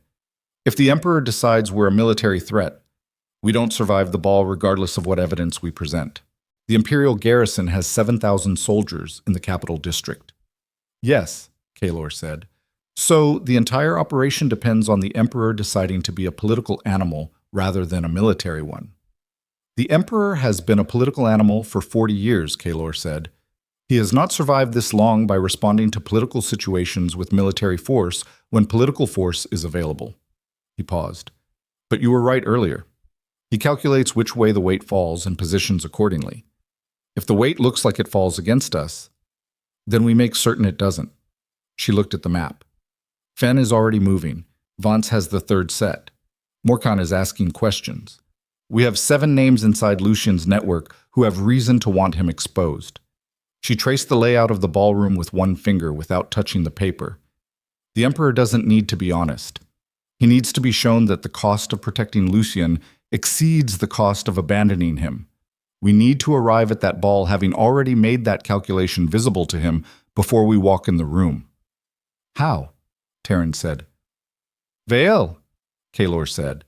He was looking at the map, but his eyes had the distant quality of someone not seeing what was in front of them, seeing instead the 3-dimensional version of the problem, the one that existed in time rather than geography. "She said the door doesn't close from the outside. She's telling us she can keep it open. She can manage whatever Fen has set in motion, align it with our timing, make certain it reaches the Emperor through a channel that gives him the political cover to act on it." He looked at Seraphine. "But we need to reach Vale before we move the army. If she's already in the capital and the situation is moving, we need direct communication, not courier relays." "Can you get her a message in time?" "I can do better than a message." He straightened from the map. "There is a woman who delivers communications for Vale in the Northern Territories. She runs a textile trading operation out of Thorn Vale." He paused. "She was one of the people Roseth contacted during her journey south." Seraphine went very still. Kaelor looked at her. "I didn't know that when I brought Roseth in," he said. "I found out this morning. I was going to tell you when the situation felt less acute." "The situation hasn't been less acute for 2 days." "No," he agreed. "It hasn't." She absorbed this, filed it, determined that its implications, the question of whether Roseth had been moving through a network she'd understood and Seraphine hadn't, the question of what that said about what Roseth had been doing during those 4 years in Blackmere, were implications that required a different kind of attention than she could give them right now. Right now there was a timeline and a compressing window and an army that needed to move in 6 days. "Get the message to Vale," she said. "I'll talk to Roseth." She found Roseth in the room she'd been given, larger than the one she'd asked for, with a laundry passage that Kaelor had apparently arranged without comment. She was sitting at the window in the early dark, watching the sea with the expression of a woman who had been watching things from windows for most of her adult life, and had opinions about all of them. Seraphine sat down in the chair across from her and didn't open with pleasantries because Roseth had never in 4 years responded to pleasantries as if they were anything other than a delay before the actual conversation. "The textile trader in Thornvale," she said. "Aaron, you knew her before Blackmere." Roseth was quiet for a moment. "I knew of her. There's a distinction." "How?" "The same way you know of things," Roseth said. "By watching people handle certain problems in certain ways and noticing that the problems kept getting handled correctly, even when the circumstances were difficult, and eventually understanding that correctly handled problems at that level required a specific kind of infrastructure." She paused. "I've moved through a lot of houses. Not always willingly, not always with exit options. Women in my position either learn to see the networks that exist beneath the surfaces of things, or they become completely dependent on the mercy of the surfaces." She turned from the window. "I've never found mercy reliable enough to depend on. You were already connected to Vale's network before I gave you the documents." "I was adjacent to it," Roseth said. "I was not inside it. There's a distinction there, too." She held Seraphine's eyes without flinching. "When you gave me the documents and the instructions, I used the adjacency to find the safest route. Aaron was the safest route through the Thornvale territory. I didn't tell you because it would have required explaining things I wasn't certain you needed to know to make good decisions. And adding complexity to someone's decision-making architecture in the middle of a crisis is a way of making them decide badly. You made that call independently." "I've been making calls independently my entire life," Roseth said, without heat, without apology. "So have you. You just made them inside nicer rooms." The accuracy of it landed somewhere. Seraphine let it land and didn't move away from it. "Is there anything else I don't know?" she said. "Probably," Roseth said, "but nothing that changes what you're doing or should change how you're doing it. If there were, I'd have told you already." Seraphine looked at her for a long moment. Then she said, "Aaron, can she reach Vale directly?" "Yes." "Tonight." Roseth turned back to the window. "Write what you need to send. I'll have it moving within the hour." The army began moving at dawn 2 days later.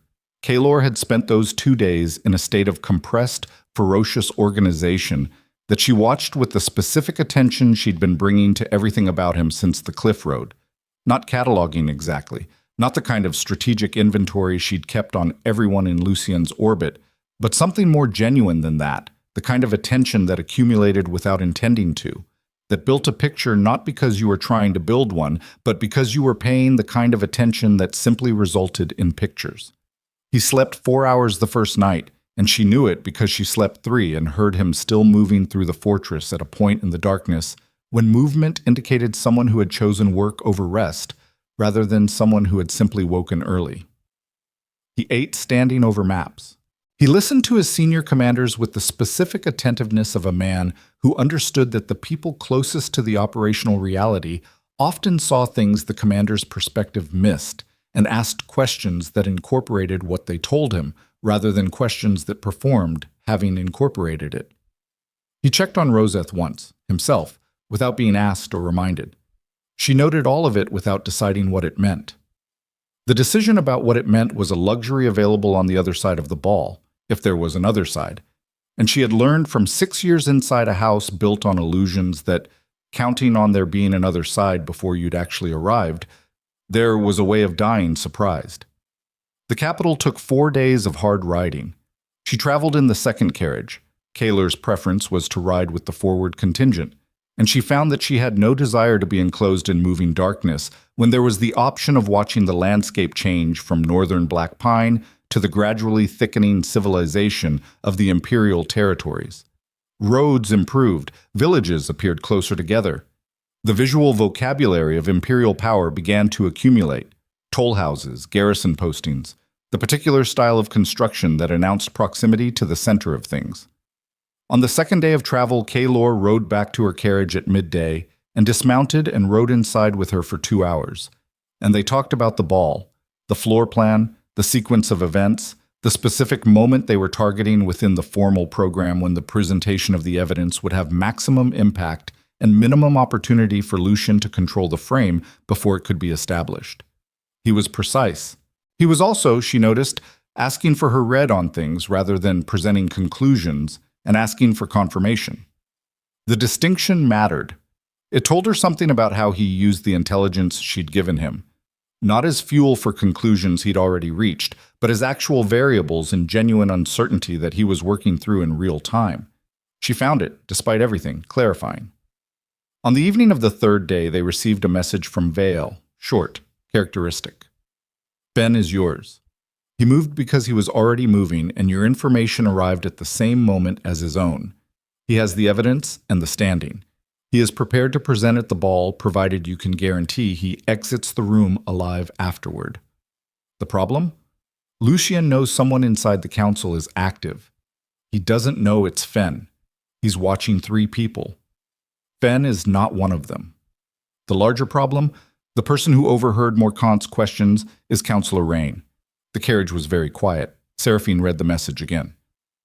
Rain, Lucien's watcher inside the network she'd been building.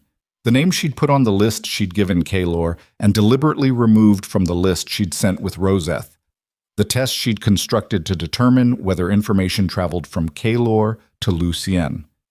The name she'd told Kaelor about on the morning after the cliff road, in the cold room with the iron sea outside, when she'd explained the test and why she'd built it and what it was for. Kaelor was reading the message beside her. She watched his face. The fraction before control engaged. What she saw there this time was not confirmation, and it was not recognition, and it was not the quiet register of a man who had encountered an unpleasant but manageable variable. What she saw was the specific expression of a man encountering information that forced him to hold 2 impossible things simultaneously: the information itself and what the information meant about the source of the breach. Because Rain had overheard Morcant's questions that came from information they had sent through Vale, information that had traveled from Iron Vale to Morcant through a chain with one point of vulnerability. The point of vulnerability was everyone who had known the plan. Kaelor set the message down on the seat between them. He looked out the window at the dark moving countryside. His jaw was tight. His hands, resting on his knees, were entirely still in the way of hands whose owner was applying precise conscious effort to keep them that way. Terran, he said. His voice was flat in a way that she had not heard from him before. Not the controlled flatness of a man managing his expression, but something flatter than that. Bedrock flat. The flatness of something that had hit a surface deep enough to stop. She had arrived at the same place a moment before him. Terran was the only other person who had known the full plan. The message to Vale, the contact through Aaron, the information about Morcant. Terran, who had served Kaelor for 9 years, who had built this military force alongside him through 9 years of exile, who had the specific quality of loyalty that other men's loyalty was measured against. "You don't know it's him," she said. "No," Kaelor said. "I don't." Roseth knew. Roseth contacted Aaron. That chain existed before we knew it existed. Yes. Vale knew. Her own network is a variable we don't control. Yes. He looked at her. "What does your read say?" She held his eyes.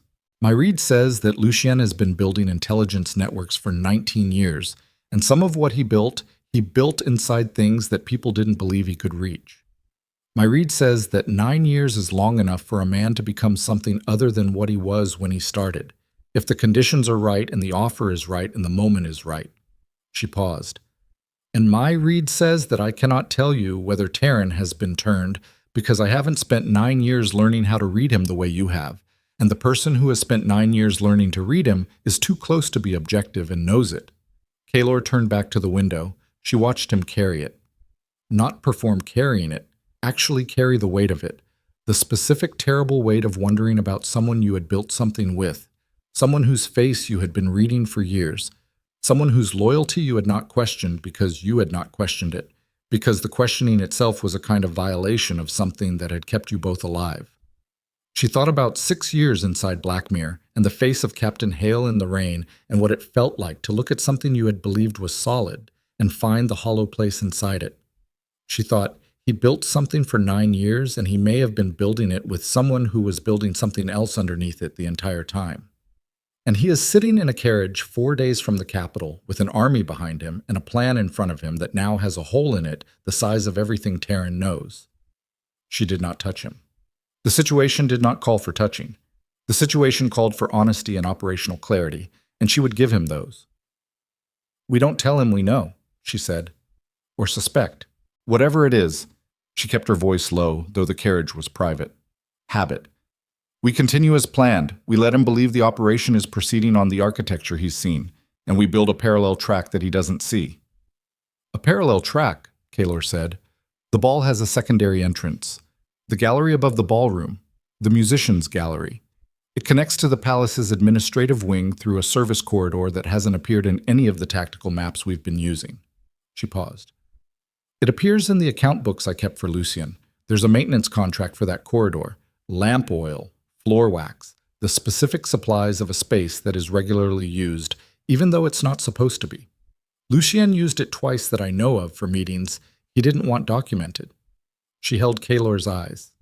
"If we have a second point of entry that Taryn hasn't been briefed on, then whatever Lucien knows from Taryn, he doesn't know about the second entry. And the second entry is where Fan comes in, with the third set of documents, without going through the main floor." Kaelor was quiet for a long time. "If I'm wrong about Taryn," he said finally, "then you've kept a redundancy that cost you nothing except the discomfort of having suspected him," she said. "And after the ball, when it's over, you'll know for certain, and you can determine what that means. And if I'm right, then the redundancy is the reason we survived the ball." He looked at her. The expression in his eyes was not grief exactly. It was something that existed below grief in the geological strata, something older and more fundamental that grief would eventually come to sit on top of once the immediate crisis released enough pressure for grief to be something a person could afford. She held his eyes and did not look away from what was in them. "All right," he said. They arrived at the capital's outer district on the evening of the 4th day. The staging position was a mill complex 2 miles outside the city walls, decommissioned, privately held by a contact of Kaelor's whose name she hadn't been given and didn't ask for.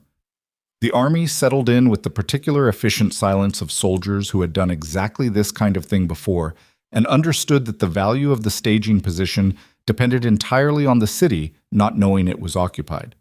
1,800 soldiers in a decommissioned mill. The other 1,200 still 2 days out through the mountain pass. The ball was tomorrow night. Kaelor convened his senior commanders in the mill's main hall that evening. Taryn was there. 6 other men she had learned by face and function over 4 days of travel. She sat at the edge of the group and watched Taryn while Kaelor ran through the operational plan, entry point, timing, the specific sequence of events inside the ball that the military presence outside was designed to support and, if necessary, respond to. Taryn listened. He had the same face she had been reading for 4 days, the same compact efficiency, the same quality of attention. She could not find the seam. She had been looking for it since the carriage, and she could not locate it, which told her either he was very good or he was innocent, and she could not determine which from the outside, and the inability to determine it was its own kind of information about the limits of what surveillance could actually tell you about the people you needed to trust. Kaelor did not look at Taryn differently. She watched for that too. He was extraordinary. The control it required, to sit in a room with a man you suspected of a betrayal that could kill you, to give him the operational plan as if nothing had changed, to keep your face and your voice and the direction of your attention exactly what they had always been, was a different order of control than she had seen from him before. It was the control of a man who had learned to live inside impossible situations without letting the impossibility change his surface. And she understood for the first time that this was what 9 years of exile had built in him. Not just the army, not just the fortress. the capacity to absorb catastrophic information and continue functioning at full capacity while absorbing it. She thought about what it cost. She thought about the things she'd seen in the fraction before his control engaged, in the carriage, when he'd read Vael's message, the geological layer below grief. After the briefing, she found him alone in the mill's upper level, standing at a gap in the boarding where a window had been removed and not replaced. The capital's lights were visible from here. The specific luminescence of a large city at night, the glow that cities threw into the sky above themselves, as if announcing their own existence to the dark. She stood beside him. "Tell me about the secondary entrance," he said without turning. She told him. The precise location, the service corridor's connection to the gallery, the maintenance contract's record of regular use, the specific physical path from the administrative wing to the point above the ballroom where a person could see the entire floor. He listened. Then, "Fen, Vale will bring him in through the administrative wing," she said. "He arrives 90 minutes before the formal program begins. He has the third set. When the moment comes, when we're on the floor, and Lucien has made his move and the frame is in play, Fen presents the documents to the Emperor directly, from a council member, not from us, with Imperial standing, and the 7 names. I present those, on the floor, to the room." She paused. "That part has to be me. The credibility of the names comes from 6 years of proximity. No one else has that." "When Lucien understands what's happening," Kaelor said, "he'll come for you first." "Yes," she said, "he will. I'll be between you and him. We discussed this. We discussed it, and you told me what you wouldn't accept," he said. "I'm telling you what I won't accept. There's a difference between standing beside you in that room and standing in front of you when Lucien decides that burning everything down is preferable to a controlled end." He turned from the window. His face in the faint light from the city's glow was harder than it had looked in Iron Vale's lantern light. Or perhaps she was reading it more accurately now, with 4 days of accumulated attention. "He will decide that. It is the one thing about him I know with complete certainty. When Lucien Ravencrest faces an ending he cannot control, he doesn't negotiate, he destroys." She looked at him. "I know," she said, "and you're going to walk in there anyway." "So are you." He held her eyes for a moment that stretched in the specific way of moments that contain more than their duration. Then he looked back at the city's glow. "I sent Terran to coordinate the eastern perimeter tonight. He'll be occupied until dawn." He paused. "The parallel track. How do we move on it without him seeing it?" "Roseth," she said. "She's been in the capital for a day already. She went ahead during the travel. I arranged it through Aaron." She watched his face.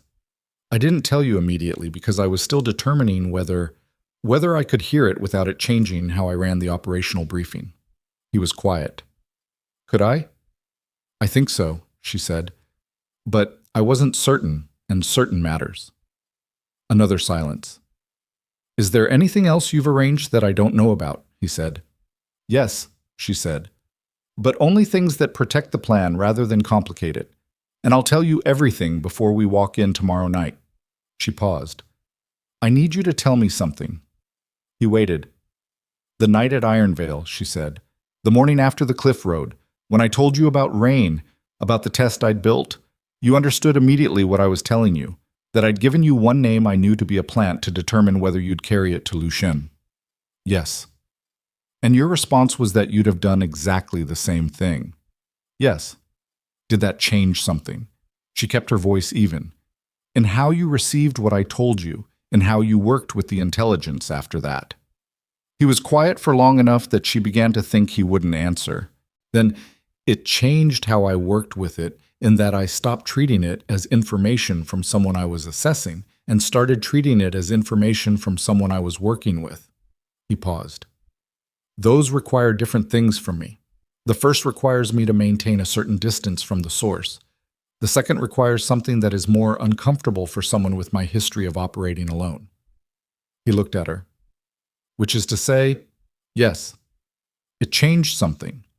She looked at the city lights. She thought about what it meant that they were standing here having this conversation the night before the most dangerous thing either of them had ever done, and that the conversation felt more load-bearing than the operational planning, and that she had built enough experience in houses where important things went unsaid to know that this was the kind of conversation that determined what happened to the people who had it, regardless of whether the external situation resolved the way they planned. She was going to say something. She wasn't certain what. Something that matched the weight of what he'd just said, because it deserved matching. She didn't say it, because below them, in the mill's main hall, something happened. Not sound, or rather, the absence of sound where there had been sound. The ambient noise of 1,800 soldiers settling in for the night, the specific murmur and movement of bodies and equipment, and the low functional noise of a military force at rest, went quiet in the particular way that large groups of people went quiet when something had caught collective attention simultaneously. Then a single voice, raised, not shouting, not alarm exactly, but raised in the specific register of a man delivering information that required everyone to stop what they were doing and attend to it. They were down the stairs before the voice finished its first sentence. In the mill's main hall, a rider stood in the center of the floor. He wore no colors. His horse was outside. She could hear it through the open door, blown and wet, an animal that had been pushed hard over difficult ground in darkness. The rider was looking at Kaelor. In his hand was a sealed document, not Lucien's seal, not Imperial colors, a seal she recognized after a moment, the administrative seal of the Imperial Council's investigative committee. The committee that Councillor Rain sat on. Kaelor took it, broke the seal, read it standing. She watched the fraction. What she saw in it this time was different from anything she had seen before. Not the registration of anticipated bad news. Not the geological layer below grief. Something colder and more structural than both of those. The specific expression of a man who has built for years against a specific outcome and has just discovered that the outcome arrived through a door he hadn't built against, from a direction that had not been mapped, through someone he had not considered. He handed her the document. She read it. The investigative committee of the Imperial Council, acting on evidence presented by Councillor Aldrich Fenn, had opened a formal investigation into financial crimes committed by Duke Lucien Ravencrest. This was the plan. This was what they had been working toward. Then she read the next line. The committee had appointed a special investigator to oversee the proceedings. The appointment had been made by the committee's senior member Councillor Rain. Rain had taken control of the investigation. Rain, Lucien's watcher. Rain, who had heard Morcant's questions. Rain, who was now sitting in the chair of the investigation into Lucien's crimes. The investigation that was built on their evidence, running on their infrastructure, pointed at their target. An investigation that Rain could now steer, control, direct, bury. Use as a mechanism to find out exactly what they had and who they'd talked to, and then deliver that information to Lucien before the ball, with a bow on it. They had handed Lucien the investigation into himself. The mill was very quiet. 1,800 soldiers, and not one of them making a sound, because the expression on Kaelor Dreadmoor's face was the kind of expression that made rooms go quiet. She looked up from the document. Kaelor was looking at Taryn, who had appeared from somewhere in the last 2 minutes, returned from the Eastern Perimeter Coordination earlier than assigned, which was its own information. Taryn looked at the document in her hand. At the writer, at Kaelor. His face was wrong, not dramatically wrong, not the theatrical wrongness of someone performing composure over guilt, the subtle wrongness of a man who had just encountered a development that connected to something he knew and was calculating how much that knowing was now visible. It was a fraction of a fraction, but she had spent 6 years reading fractions of fractions in rooms where everyone was performing something, and she read it now with complete certainty. Kaelor saw it too. She knew because she was watching him when he saw it. The moment his eyes found Taryn's face and found what was wrong there. The moment 9 years of trust became a before and after with a precise boundary. A breath. 2 breaths. Then Kaelor said very quietly, "Leave us."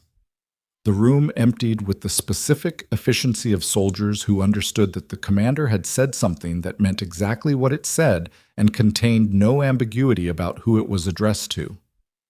3 people left in the mill's main hall. Kaelor, Seraphine, Taryn. Taryn's face had completed its recalibration into something carefully still. He was a professional. He had built that stillness over 9 years of proximity to a man who set a very high standard for it. "How long?" Kaelor said. Taryn said nothing. "I'm not going to perform the part of this where I give you opportunities to construct a version that's less than what it is," Kaelor said. "I know what I saw. I know what it means." His voice was completely flat. The bedrock flatness she had heard once before, in the carriage. "How long?" Taryn looked at him. Something moved through his face. Not remorse, not the collapsing performance of a man caught in something he regretted. Something more like the expression of a man who had been carrying a weight for long enough that putting it down, even in these circumstances, had a quality of relief he hadn't anticipated. 2 years, Taryn said. The words landed in the silence of the mill. Kaelor said nothing. "He found me in the 2nd year," Taryn said. "After the garrison reorganization. He sent someone I trusted, someone I had trusted before Iron Vale, before the exile. He knew exactly who to send." He paused. "He told me you were building towards something that would fail, that the Empire would crush it when the time came, that the men who followed you would die for a war that couldn't be won, and that their blood would be on my hands because I hadn't found a way to end it before it started."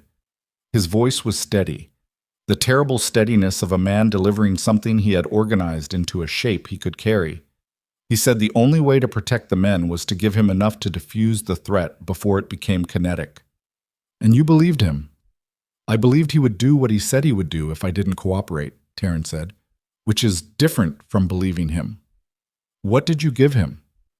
"Troop numbers, movement schedules, the general outline of the political strategy." A pause. "Not the details, not the specific contacts, not the documentation architecture. I didn't have that, you kept it separate, and I understood why." He looked at Kaelor directly. "I gave him enough to believe I was cooperating, not enough to actually destroy what we were building." "You made that determination yourself," Kaelor said. "You decided alone what was too much and what wasn't enough, and you carried that for 2 years." "Yes. And Rain. Rain approached me 4 months ago. He knew about my arrangement with Lucien. He used it. He told me if I didn't pass him the operational details going forward, everything, not the managed version, he would tell you what I had been doing and frame it as complete collaboration rather than what it actually was." A pause. "I passed him the contact information for Vale. I passed him the Morcan approach. I didn't—" Something in his voice shifted, the first crack in the steadiness. "I didn't pass him Fen. I withheld Fen deliberately. Because Fen was the only mechanism that could actually work after everything else was compromised." Seraphine was very still. She thought about Vale's message, the door that didn't close from the outside, Rain hearing Morcant's questions, the investigation that Ran now controlled. She thought about what Taryn had just told them, and she ran the architecture of it against the facts as she had them, and she found the specific place where it was true and the specific place where it was something more complicated than true. Taryn had withheld Fen. An informant who withheld the most critical asset was either incompetent, and Taryn was not incompetent, or was making a choice about which side of the line he was standing on, even while standing on the other side. She thought about houses built on impossible contradictions. She thought about people who survived by existing in the space between competing loyalties and carrying both of them badly and keeping neither of them clean. She thought about Peter Vance, keeping accounts for the man who killed his son. She looked at Kaelor. He was looking at Taryn with the expression that existed below grief. "The ball is tomorrow night," she said. Both men looked at her. "Rain controls the investigation, but he doesn't have Fen," she said. "The 3rd set of documents is in Fen's hands, and Fen is prepared to present them with Imperial standing. That hasn't changed." She held Kaelor's eyes. "What has changed is that Lucien will know we're coming. He's known for at least 2 days, which means he's had time to prepare something at the ball that he hasn't prepared before. Something we haven't mapped, something beyond the arrest provision and the trap we were already accounting for. He'll have something that breaks the presentation before it can be made," Kaelor said. "Yes." She looked at Taryn. "What does he know? Specifically, what did Rain take from you?" Taryn was quiet. We need it, she said. Every detail. Right now. Taryn looked at Kaelor. Tell her, Kaelor said. The two words carried 9 years and a night, and something that had ended in something that was not yet determined. Tell her everything. And Taryn began. She listened. She catalogued. She took the broken architecture of what Lucien now knew and held it against the architecture of what they still had that he didn't know. And she found the gap, and inside the gap, she found the single thing that none of them had planned for, because none of them had known it existed until Roseth walked into Iron Vale with a new limp and a story about a laundry passage. The gap was small, small enough to walk through. She looked at Kaelor. We can still do this, she said. How? Not the way we planned. She held his eyes. We have to walk into that ball as something Lucien isn't prepared for. Not the northern exile with his army and his documentation. Not the discarded wife with her ledgers. She paused.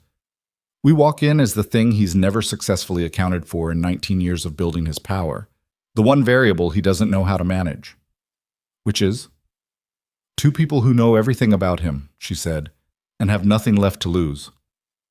The city lights burned against the dark outside the mill's broken window. Somewhere in the capital, Lucien Ravencrest was preparing for a ball. He was preparing for Kaelor. He was preparing for the documentation. He was preparing for the Northern Army and the political confrontation and the trap he'd built inside the Imperial Hall. He was not prepared for what she was about to propose. Because she had spent 6 years inside his architecture, and she knew the one thing his power had never learned to defend against. The truth, delivered without calculation, by someone who had decided that survival was no longer the primary objective.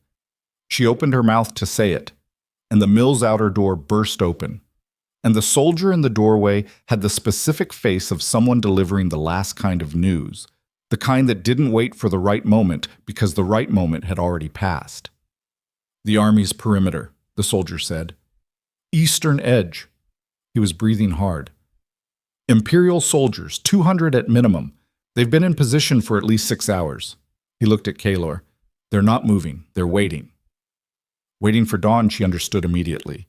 Waiting for the moment when an arrest decree could be served on a force that had just spent 4 days traveling and was not yet in position to respond.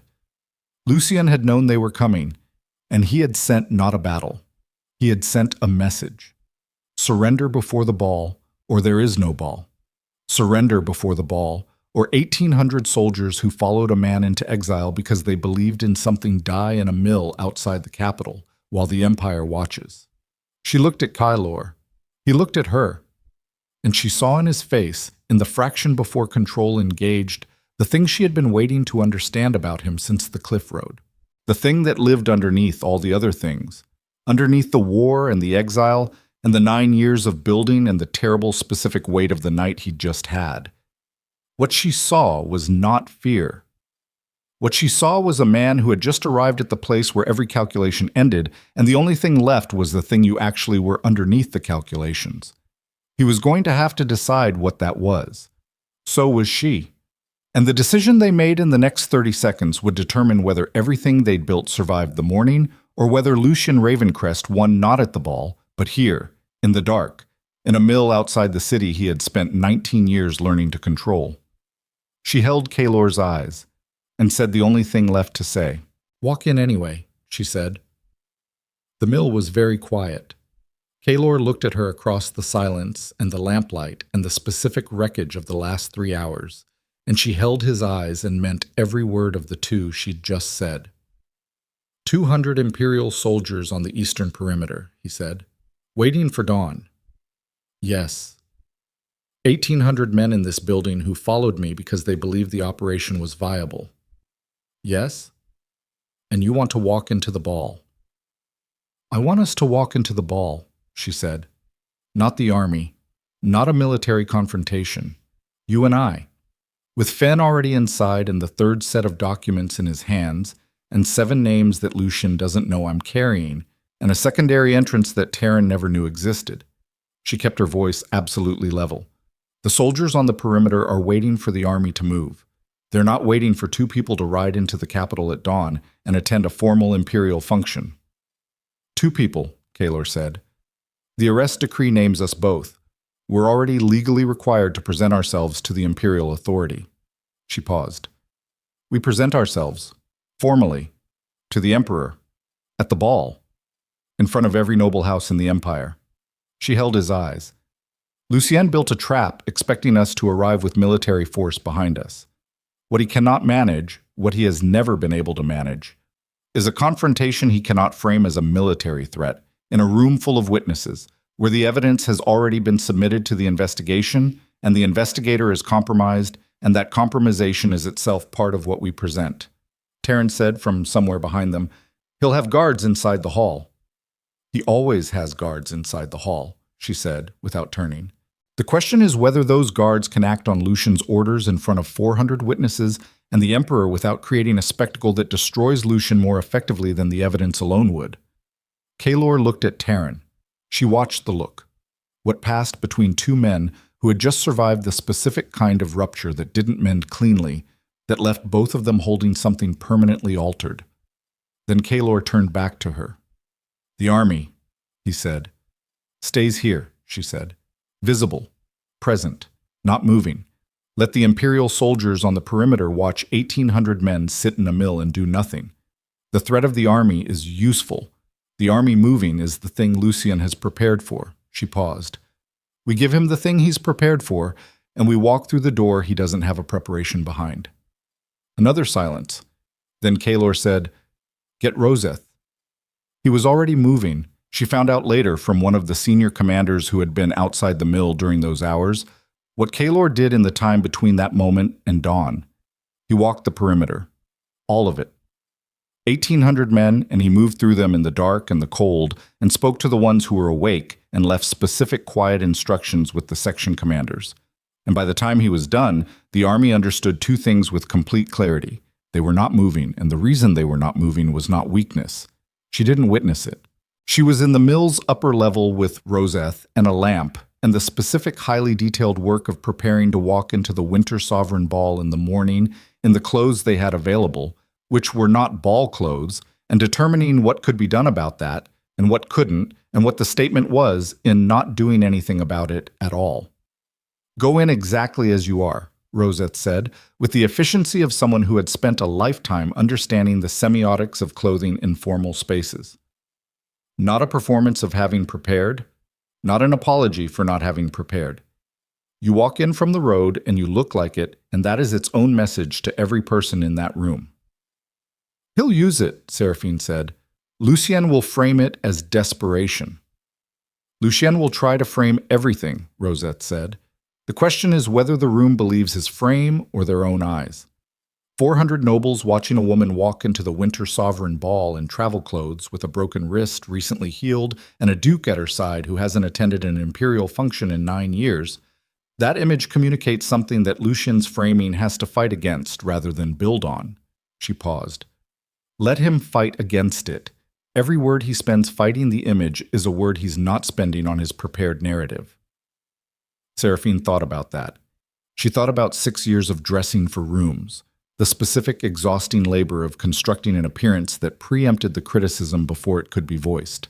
The silk and the diamonds and the careful management of every visual signal in every space she entered, because the cost of getting it wrong inside Lucien's world was paid in ways that didn't show on the surface but accumulated in the load-bearing structures underneath. She thought about what it meant to walk into a room and not do any of that.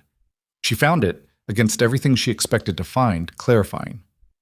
They left the mill at first light, 2 horses, her and Kaelor. Roseth had left an hour earlier through a different route. She was going in through the service entrance of the palace's administrative wing, ahead of them, to confirm Fenn's position and the status of the gallery access. The Imperial soldiers on the eastern perimeter watched them go. She felt the watching on the back of her neck, the specific quality of professional surveillance that doesn't announce itself but doesn't hide either. 200 soldiers who had orders to contain a force and were now watching that force's commander ride away from it in the wrong direction. She didn't look back. Kaelor rode beside her and said nothing. He had said almost nothing since the mill, and she had understood that the silence was not withdrawal. It was the specific silence of a man compressing something enormous into a space small enough to function inside, which required all available resources and left none for conversation. She had let him have it. The capital opened around them gradually. The outer districts first, the commerce zones, the warehousing, the particular density of a city that had been growing outward from its center for 3 centuries and had absorbed the evidence of that growth into its geography. Then the inner districts, the residential architecture shifting from functional to ostentatious in the specific gradient of proximity to power.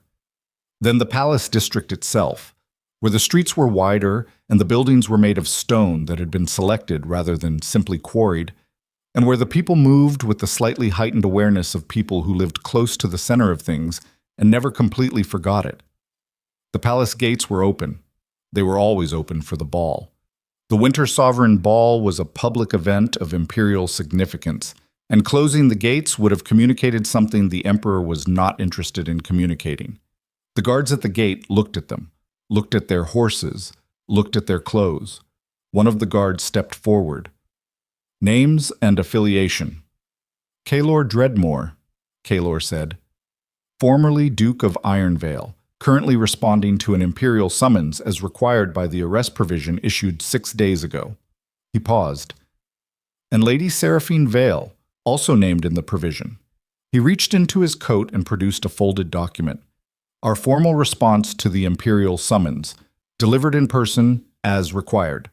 The guard took the document, read it, looked at them again, looked back at the document with the expression of a man who had encountered a situation not covered by his briefing and was determining which of his senior officers he needed to pass the problem to fastest. Wait here, the guard said. They waited. 4 minutes. She counted them by the quality of Kaelor's breathing beside her. He was breathing with the deliberate pace of a man regulating his body's response to a situation where adrenaline was available and counterproductive. She was doing the same thing. Then a different man came to the gate. Older, higher rank indicated by the specific details of his uniform that she had spent 6 years learning to read at a glance. He looked at Kaelor for a long moment. Commander Dreadmoor, he said. There was something in his voice, not quite respect, not quite the absence of it, something unresolved. The Emperor has been informed of your arrival. Good, Kaelor said. Then we'll go in. A beat. The senior guard stepped aside. They rode through the palace gates. The courtyard was full of carriages and horses and the controlled chaos of 400 guests arriving for the Empire's most significant annual formal function. Livery servants moved through the crowd with the efficiency of people whose entire professional existence was organized around this single night of the year. The noise of it was substantial. Voices, horses, wheels on stone, the distant sound of the orchestra warming up inside the palace's grand hall. Nobody looked at them. Or rather, people looked at them the way people in formal spaces looked at things that didn't fit the expected pattern, which was a rapid, almost involuntary assessment followed by a deliberate looking away, the social equivalent of deciding that whatever they'd just seen was someone else's problem to categorize. They left the horses with a stable boy who didn't ask questions, either trained not to or smart enough not to, she couldn't determine which, and walked toward the palace's main entrance. Kaelor said, very quietly, beside her, Fen. Gallery access is through the musician's entrance on the north side, she said at the same volume. He should already be in position. Roseth confirmed the corridor is clear. She paused. When the moment comes, he descends from the gallery to the floor. The descent takes approximately 90 seconds. We need to hold the frame for 90 seconds. I can hold a frame for 90 seconds. I know, she said. They walked through the main entrance of the Imperial Palace. The Grand Hall was built for exactly the kind of moment it was currently being used for. A space so deliberately overwhelming in its scale and ornament that human beings moving through it naturally reduced themselves, instinctively, to something smaller than what they were. She had been in this room twice and had felt it both times, the specific architectural manipulation of self-regard that the Empire had been perfecting for 3 centuries. Ceilings that required a specific kind of courage to look at directly. Chandeliers that cost more than the annual grain budget of a mid-sized territory. Stone that had been quarried from places that no longer existed as political entities, incorporated into the Empire in the same campaigns that had funded this room. power announcing itself through accumulated excess. She walked through it in travel clothes and a healed, broken wrist and did not let it reduce her. Kaelor walked beside her in military black without ceremony, and the room did not reduce him either, and she watched it not reduce him and felt something specific about that, something she had been not naming for 4 days, since the carriage and the city lights and the conversation about what had changed. She let it exist unnamed for a few more hours. Then they would see. The ballroom proper was through a set of doors that would not open for another 40 minutes. The formal program had not yet begun, and guests were assembled in the antechamber and the connecting reception galleries, drinks in hand, performing the specific social rituals of people who were here to see and be seen, and whose ability to read the room for emerging political information was a professional skill refined over decades. The room felt them enter, not all at once, but in the particular way of formal imperial spaces, a ripple, person to person. The information traveling faster than any individual person could visibly transmit it, until within 90 seconds of their entry, the entire antechamber had processed the information and organized itself into the social response. People moved, not away, not dramatically, not as a visible retreat, more like the natural adjustment of water when something new is placed in it. Space appeared around them, not hostile space, not welcoming space, the specific neutral space that 400 people created around a situation they had not yet determined how to categorize. She felt the eyes.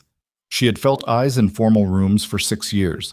She knew the difference between the eyes that were assessing for social positioning and the eyes that were assessing for genuine information and the eyes that were frightened and didn't want to be seen as frightened. There were a lot of the third kind in this room right now. Kaelor saw it too. She knew because she felt him adjust beside her. Not physically, not a visible change. Something in the quality of how he occupied the space. A man who had walked into rooms where people were frightened of him for 9 years and had learned to read the specific frequency of that fear and use it deliberately. He used it now. Nothing theatrical, simply being exactly what he was, at full amplitude, in a room full of people who had spent years hearing about him from the man who had exiled him, and were now encountering the original against Lucien's rendering of it and making their own comparative assessment. She heard the whisper move through the room. Not the words. The frequency of whispers carrying information rather than gossip was different, lower, more urgent. The information moved through 400 people in under 2 minutes. Then Lucien appeared. He came from the ballroom doors. They had opened early, or he had a key, or he had simply decided that the moment required him to appear from behind rather than through, and he crossed the antechamber floor with the specific measured pace of a man who had choreographed his own entrance into every room he'd ever been in and was executing this one with complete precision. He looked exactly as she remembered. Dark gray. Perfect.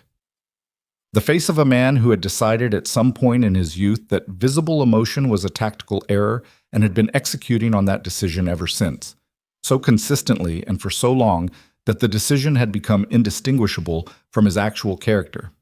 He looked at Kaelor first, then at her. The fraction before control engaged. She read it. What she saw in it was not what she expected, not anger. She had expected some version of anger, even managed anger, even anger so well controlled it barely registered as anger. What she saw instead was something older and stranger than anger.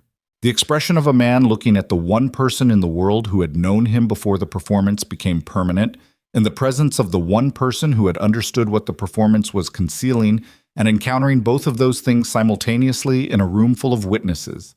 It lasted less than a second. Then the performance was back, complete and seamless. "Brother," Lucien said.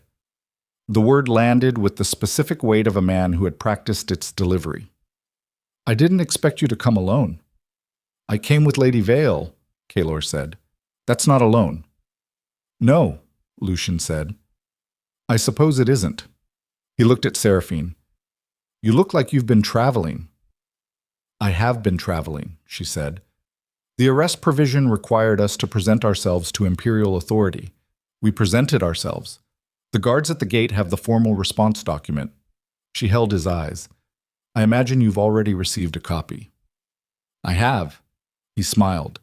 the smile of a man who has already won and is enjoying the formality of the remaining moves. "Shall we go in?" The ballroom doors opened fully. 400 people began to move. She walked into the Winter Sovereign Ball beside Kaelor Dreadmoor, and she did not look at the chandeliers or the ceiling or the walls hung with the imperial standards of 3 centuries of conquest. She looked at the gallery above the ballroom floor, where the musicians were playing the formal entry piece and where, behind the musician's position, a door connected to a service corridor that connected to the administrative wing, where Roseth had confirmed the passage was clear. She looked for 90 seconds. She found what she was looking for: a specific quality of stillness in one corner of the gallery, behind the second musician's position from the left, that was not the stillness of empty space. Fen was there. She looked back at the ballroom floor and did not look at the gallery again.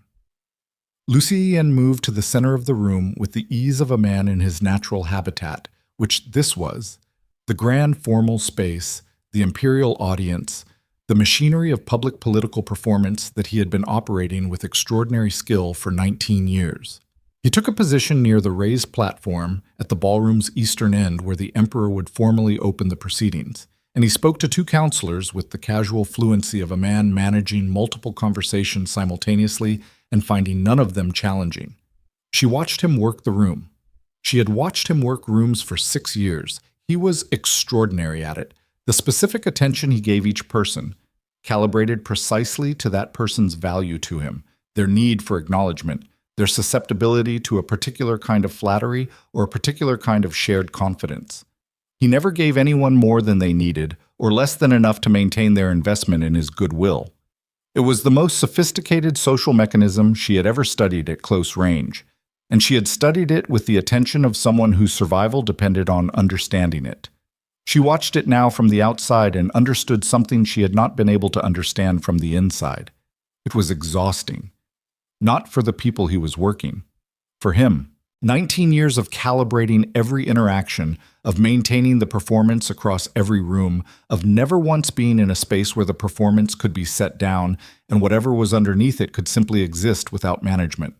19 years of that left marks that didn't show on the surface but lived in the posture, in the specific quality of the eyes, in the slight over-precision of every movement that came from a body that had learned to distrust its own natural impulses and override them constantly.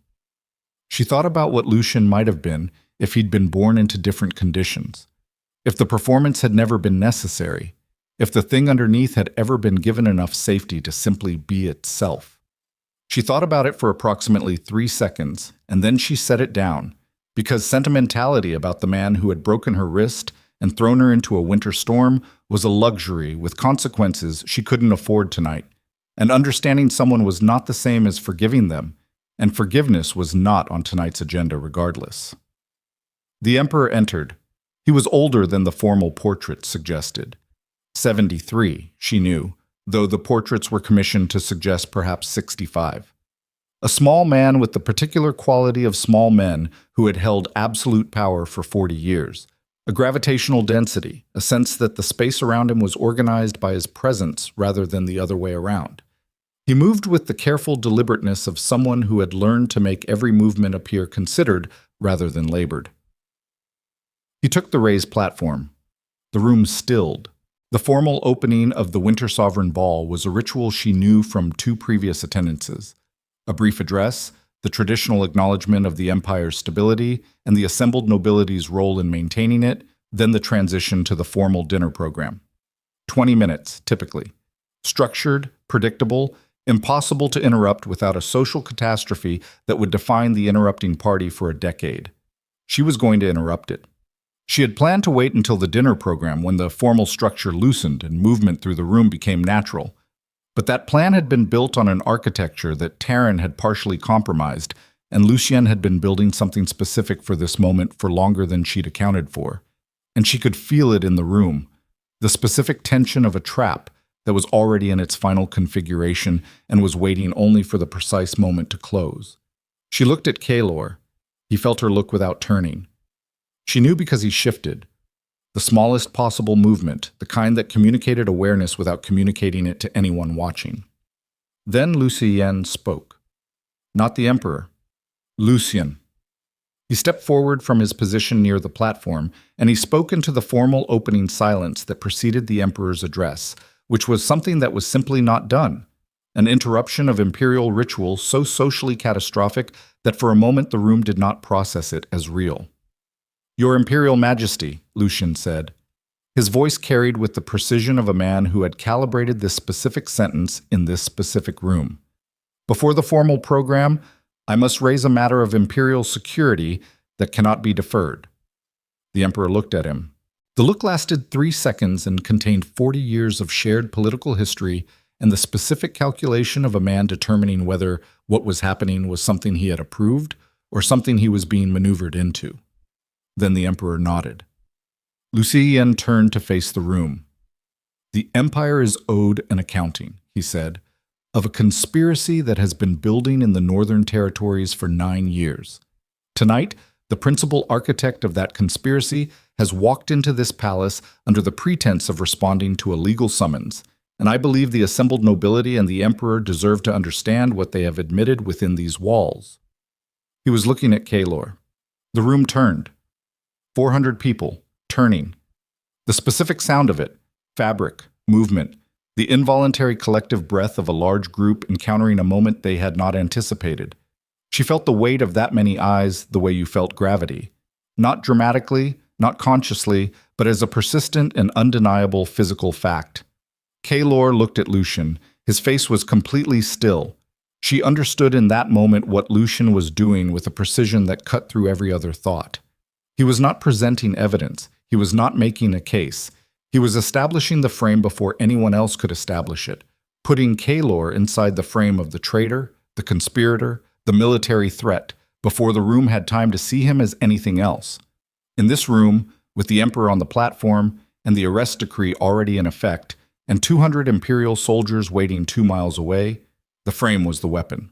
Hold the frame for long enough, and the frame became reality for 400 witnesses.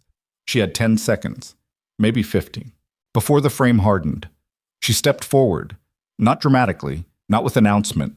She simply moved from Kaelor's side to a position where more of the room could see her, with the specific quality of movement she had learned from 6 years of navigating rooms where powerful men set frames and women were expected to remain inside them. "Lucien," she said. One word.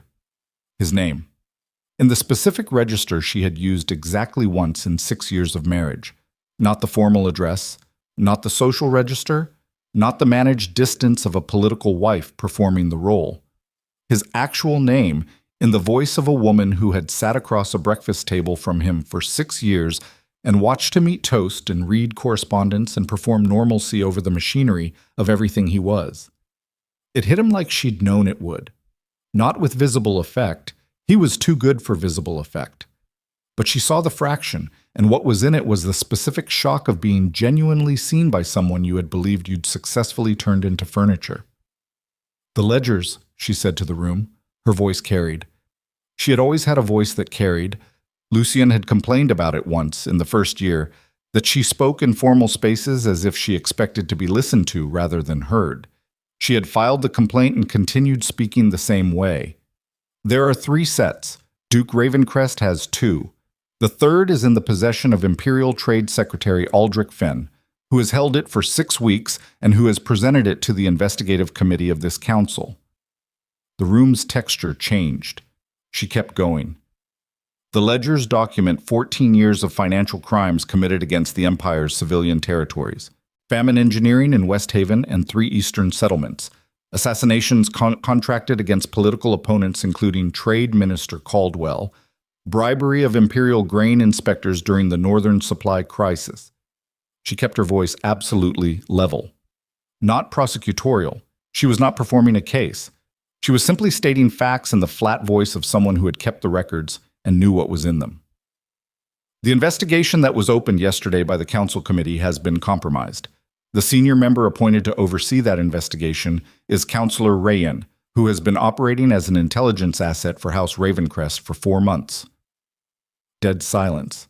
The kind that followed a detonation. The silence that existed while the air was still moving.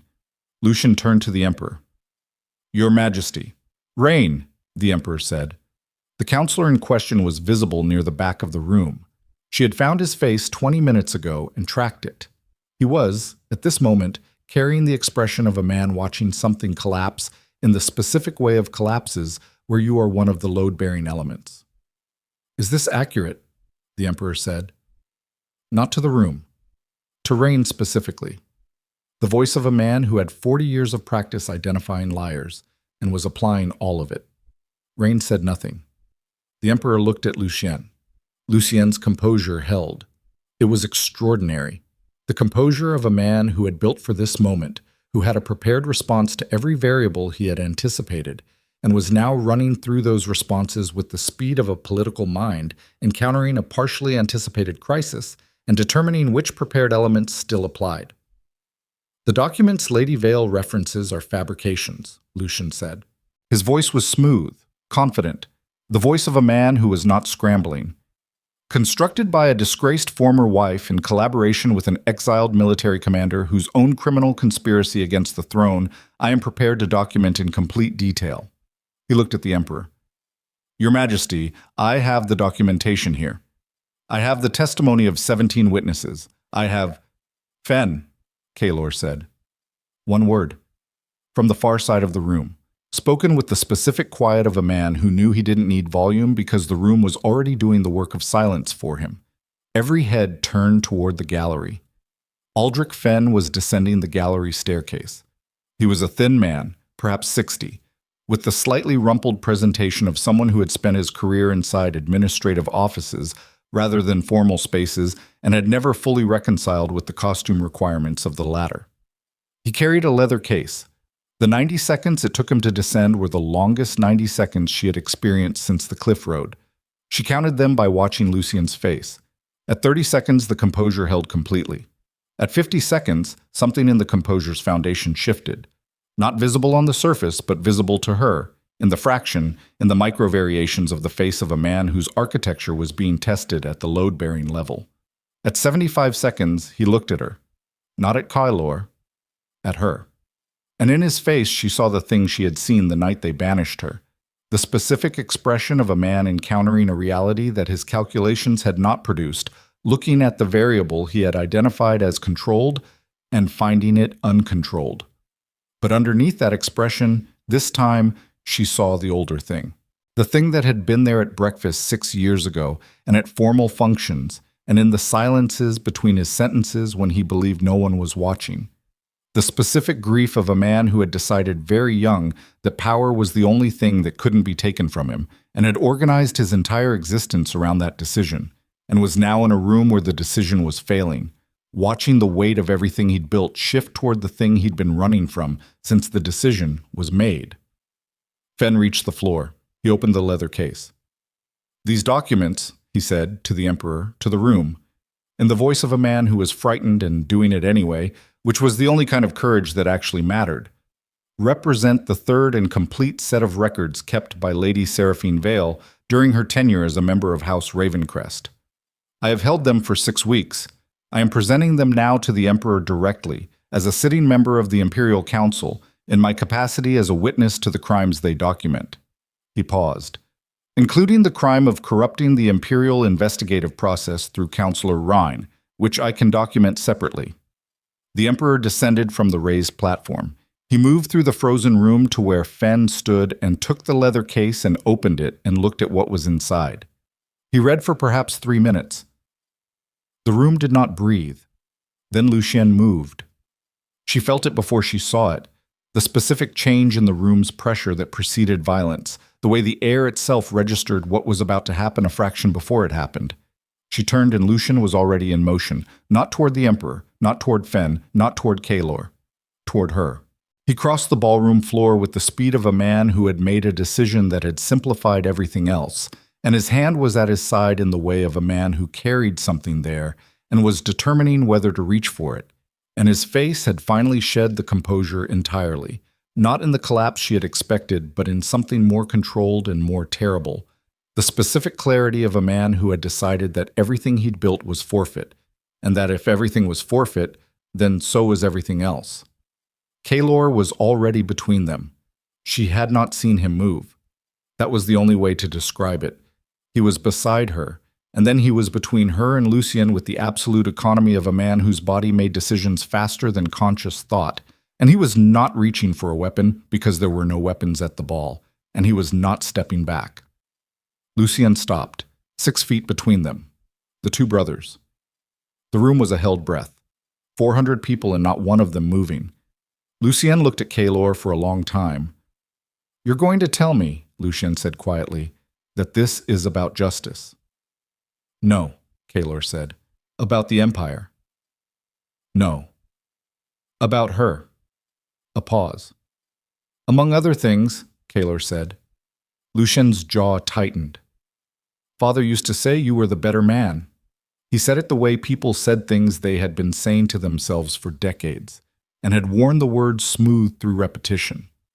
"I spent 19 years proving him wrong." "You spent 19 years proving something," Kaelor said.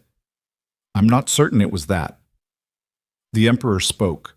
His voice cut through the room with the authority of a man who had not survived 40 years in this position through hesitation.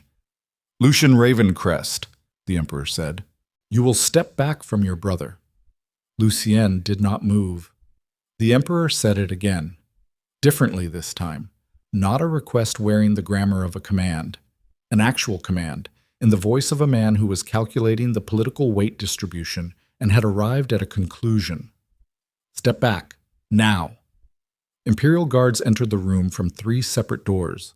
Lucien looked at them, at the Emperor, at the leather case in the Emperor's hands, at the room full of witnesses who would remember every second of this for the rest of their careers and would tell the story for the rest of their lives. He stepped back. But he looked at her as he stepped back, and in his face she saw the thing that she had always known was there underneath everything else. The specific, naked expression of a man who had hollowed himself out building his power, and had only now, in the moment of its collapse, fully registered what the hollowing had cost him. She held his eyes. She did not look away. "You should have died in the snow," he said. "I know," she said. "That was your first error." Imperial guards reached him. He did not resist. That too was Lucien done. To the last, the calculation. Resistance in front of 400 witnesses, and the Emperor produced a different outcome than managed surrender, and managed surrender still left options, and Lucien Ravencrest would be calculating options from whatever room they put him in until the calculation finally ran out of variables. She watched them take him out of the ballroom. The room behind her released a collective breath that was not quite sound but had all the characteristics of sound, the sigh of a large group of people exhaling a tension they had been holding at full compression. Then Kaelor turned. He looked at her the way he had looked at her in the carriage and the mill and the window above the city lights. The fraction before control engaged, except this time the fraction lasted longer than it ever had, long enough that she had time to read it fully, long enough that what was in it was visible and not retracted. What was in it was not triumph. What was in it was a specific expression of a man who had just put something enormous down after carrying it for 9 years, and was now standing in the space that carrying it had occupied, which was very large and very quiet, and was beginning to understand what might fit there instead. She opened her mouth, and from behind her, from the direction of the platform where the Emperor was still holding Fenn's leather case, a voice said, "Duke Dreadmoor." She felt Kaelor's attention shift, felt him carry the expression back under the control, and turned to face the Emperor. "Your Majesty," Kaelor said. The Emperor looked at him for a moment, the look of a man doing complex political calculus at speed. The Empire's stability, the power vacuum that Lucien's collapse had just created, the army sitting 2 miles outside the capital, the 9-year exile that had not broken the man in front of him. "The Duchy of Iron Vale," the Emperor said carefully, "appears to require its duke." A silence. Then the Emperor said something she had not anticipated. Something that told her that 40 years of absolute power, whatever else it produced, had also produced a man who recognized when the weight had shifted and did not attempt to hold it in the old configuration. "And the Empire," the Emperor said, "appears to require counsel from people who are not afraid to tell it what it doesn't want to hear." He looked at her. Then he looked back at Kaelor. "Come to my study tomorrow morning," he said. "Both of you." He descended from the platform. The winter sovereign ball resumed around them, not with the casual ease of a party that had never been interrupted, but with the specific, slightly feverish energy of 400 people who had just witnessed something and needed to talk about it, and were now doing exactly that, loudly, in every corner of the room simultaneously. She stood in the center of the ballroom floor. Kaelor stood beside her. She became aware that her hands were not entirely steady, which was the body's invoice for the last several hours being presented now that the crisis had released enough pressure for the body to have opinions again. She kept her hands still by an act of will that was, honestly, becoming slightly expensive. Kaelor said quietly, "All right?" "Ask me again in 10 minutes, she said. "In 10 minutes, we're going to be surrounded by 400 people who want to know what just happened." "I know," she said. "That's why I need 10 minutes first." He moved. Not away. He shifted position in the specific way she had come to recognize, the way that placed him between her and the room without being theatrical about it, the way that created a pocket of relative quiet in a space that was rapidly becoming everything but quiet. She breathed. She thought about the mill. The army sitting in a mill 2 miles away, waiting. Terran, with his broken 9 years and his held-back fen, and the impossible position of a man who had tried to be two things at once and had ended up being neither completely. Roseth somewhere in the palace's back corridors, probably already planning her route out. Penn, who had walked down a gallery staircase with a leather case in front of 400 people because his son had been 22 years old and had gone east to work a harvest. She thought about what came next. The Emperor's study. Tomorrow morning. The conversation that would determine what was built from the wreckage of what had just been dismantled, and whether the building would be any better than the thing that had preceded it, and whether the people doing the building had learned anything worth knowing from the way the previous thing had failed. She thought about 7 names that she had not, in the end, needed to present publicly, that she had kept in reserve, which was its own information about how the night had actually run versus how it had been planned. She thought about all of this in approximately 40 seconds. Then she turned to Kaelor. "The Emperor said tomorrow morning," she said. "Yes."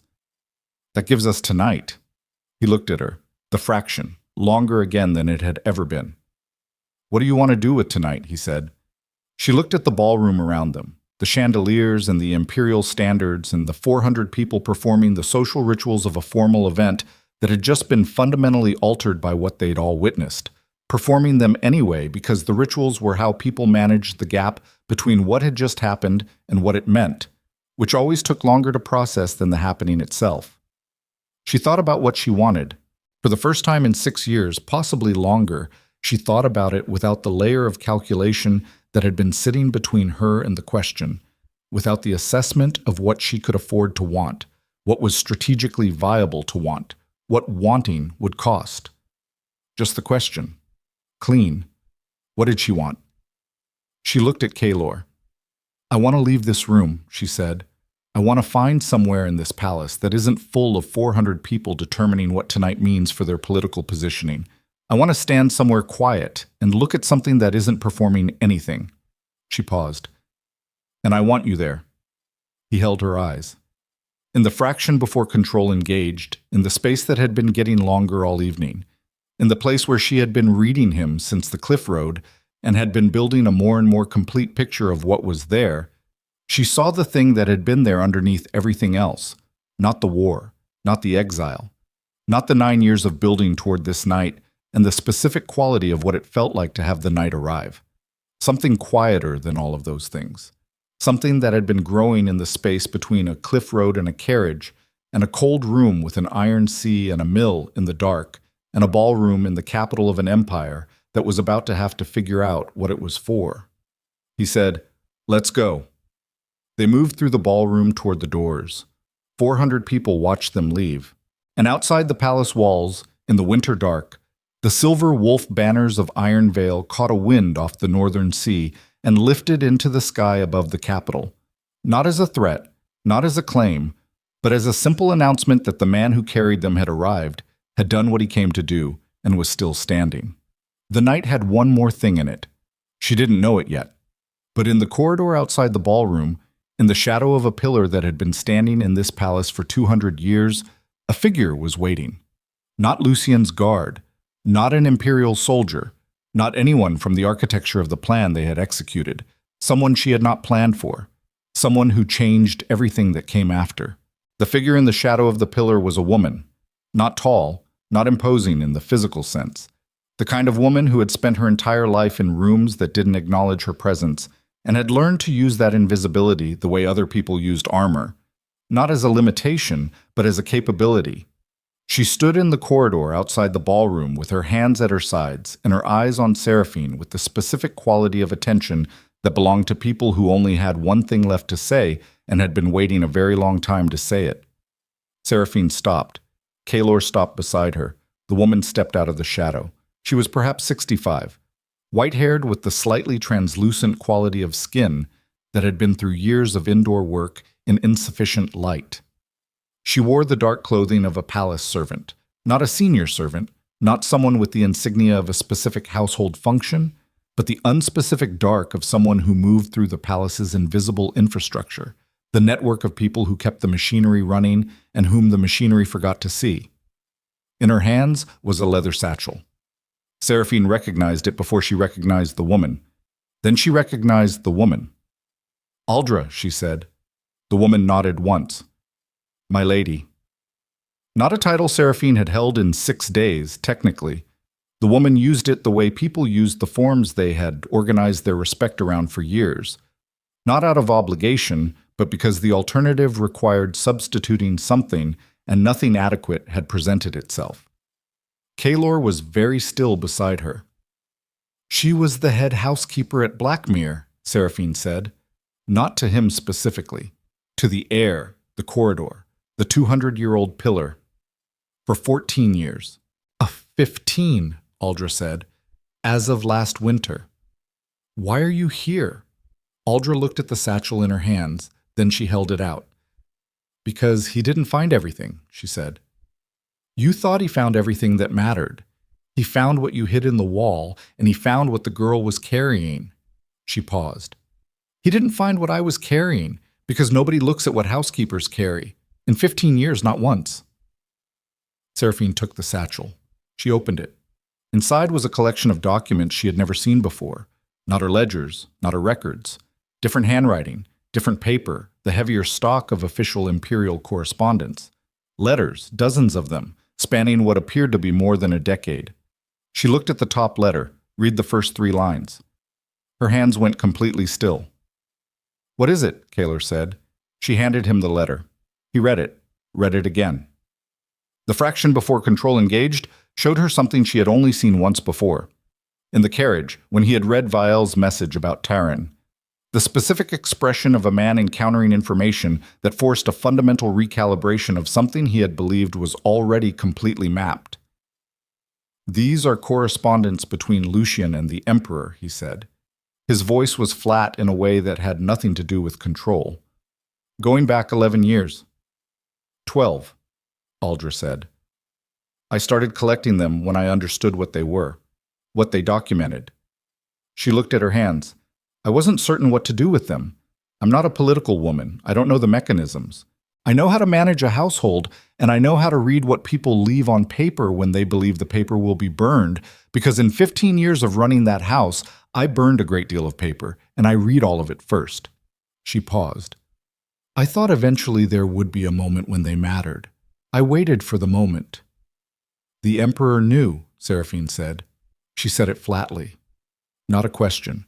A statement of a thing that was becoming clear in real time, the way things became clear when you held new information up against the pattern of everything you'd already assembled, and the shape suddenly resolved. The Emperor had not simply allowed the conditions that made Lucien's crimes profitable. He had corresponded about them. He had been informed, specifically and in writing, of the famine engineering and the assassinations and the financial mechanisms. And in those letters he had not expressed ignorance or outrage. He had expressed the specific language of a man receiving operational updates on a project he had approved. Lucien had not been acting independently of the imperial will. He had been executing it. The room in the Emperor's study tomorrow morning had just changed entirely. Kaelor looked at her. She looked at him. The corridor was very quiet. Behind the ballroom doors, 400 people were performing the social rituals of an evening that had just produced something they would be digesting for years. In the city outside the palace walls, the capital was doing what capitals did, existing at its ordinary scale, indifferent to the specific drama being conducted inside the palace's formal spaces, continuing in the way that cities continued regardless of what the people inside the important buildings were deciding about everyone else's lives. "He invited us to his study," Kaelor said. "Yes, because he calculated that we had enough to damage him, and that bringing us inside the process was less costly than leaving us outside it. Yes. And now we have this." She looked at the satchel. At 15 years of a housekeeper collecting paper that people left behind because they didn't think about what the person burning it might read first. At the specific, unglamorous, invisible form of resistance that didn't make it into the histories because the people who did it were never the people the histories were written about. She looked at Aldra. "Why?" she said.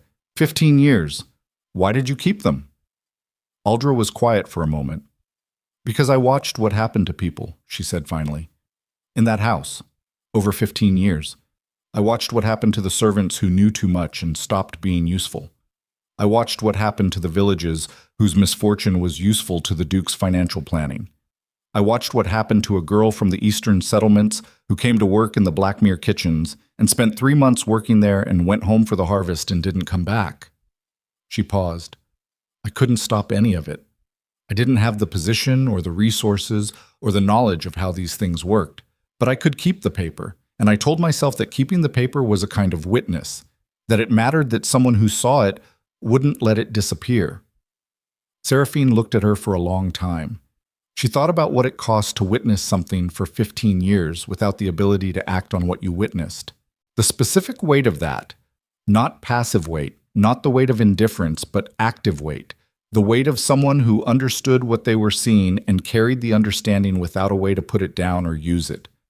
She thought about all the people who had been carrying things in this story.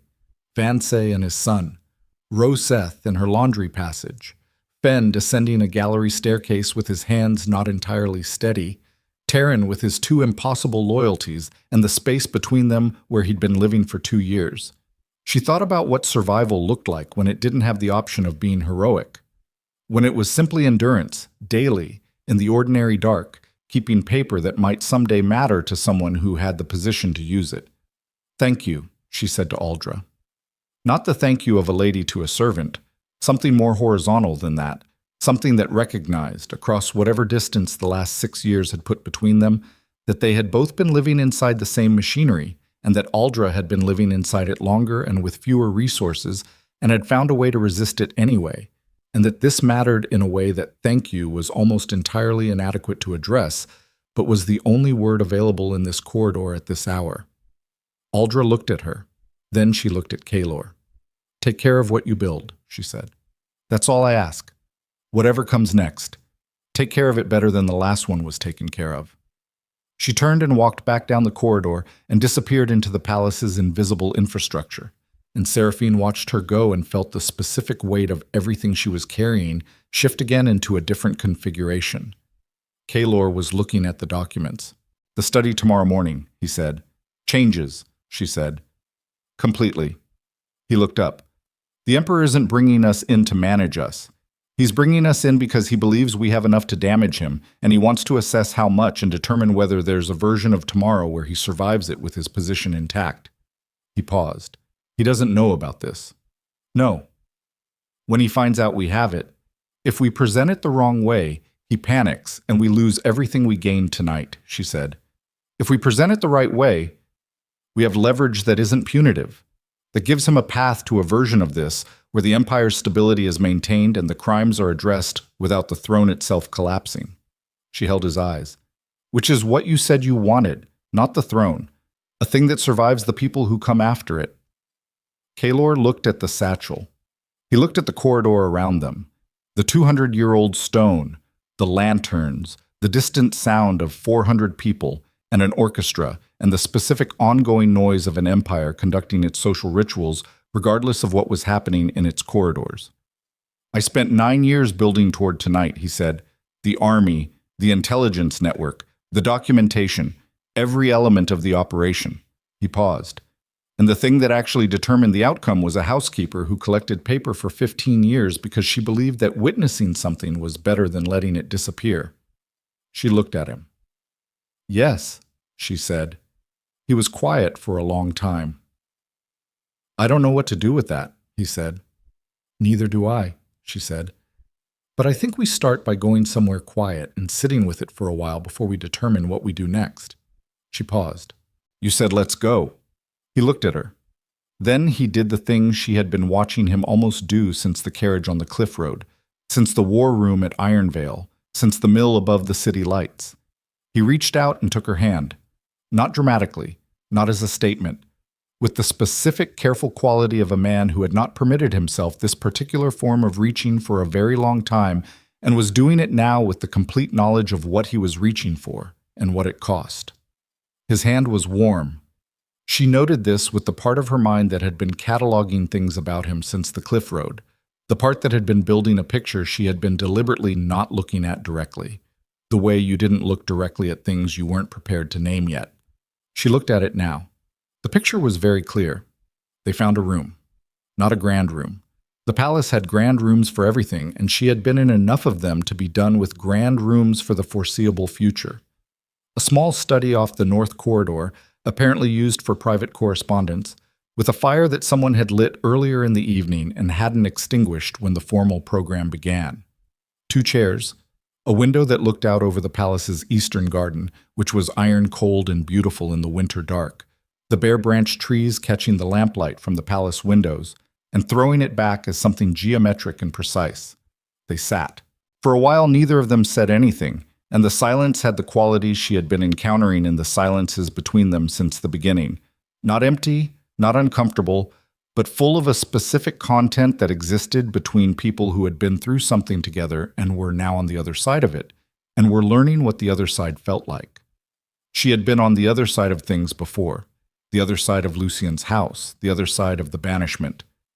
But those other sides had been entered alone, with no one to determine what they were with. Just her and the cold and the wolves and the road. This was different. Taryn, she said. Kaelor looked at the fire. Yes. What will you do? He was quiet for long enough that she thought he might not answer. Then, I don't know yet. He withheld Fen. He made a choice, inside the impossible position he was in, that preserved the one mechanism that actually worked. I can't simply dismiss what that cost him to do or why he did it. He paused. But I also can't rebuild what we had before I knew. The knowledge changes the architecture. You can't unknown something and build on the same foundation as before. She thought about this. Maybe that's not the question, she said. He looked at her. Maybe the question isn't whether you rebuild what you had before, she said. Maybe the question is what you build now, with the people you actually have and the knowledge you actually possess and the full picture of what everyone in it is capable of, including the worst of it and the best of it simultaneously. She paused. Taryn held back Fen. He was compromised for 2 years and he held back the one thing that mattered. Both of those things are true at the same time. What you build with that truth is a different question from what you would have built without it. Kaelor looked at the fire for a long time. You're talking about yourself too, he said. I'm talking about everyone, she said, including me, including you. She looked at the window, at the bare-branched trees in the iron garden. I spent 6 years inside a house learning to exist in the gap between what I understood and what I was permitted to do with that understanding. That's not a clean history. It produced capabilities that are useful now. It also produced habits that are going to be worked to unlearn. The contingency architecture, the testing, the information that I held back from you in the first days, the things I arranged without telling you. She paused. Those things kept us alive. They also cost something. I'm still determining what. They cost you the ability to simply trust, he said, quietly, without accusation. Yes. She looked at him. And I think what comes next requires me to learn to do it differently. Not without judgment. I don't think that's possible or even desirable. But with less distance between the assessment and the decision to let someone in. She paused. That's going to be slow.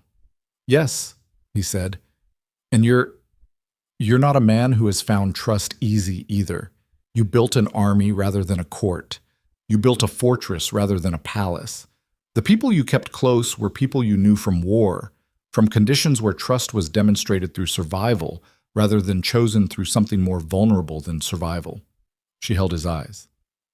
That's also going to be something we build rather than something we simply have. Kaelor looked at her. In the firelight, his face had a quality she had not seen in it before. Not the controlled public face, not the fraction before control, but something underneath both of those, something that had lived below the armor for 9 years and had not been shown to anyone because showing it required a safety that the last 9 years had not provided.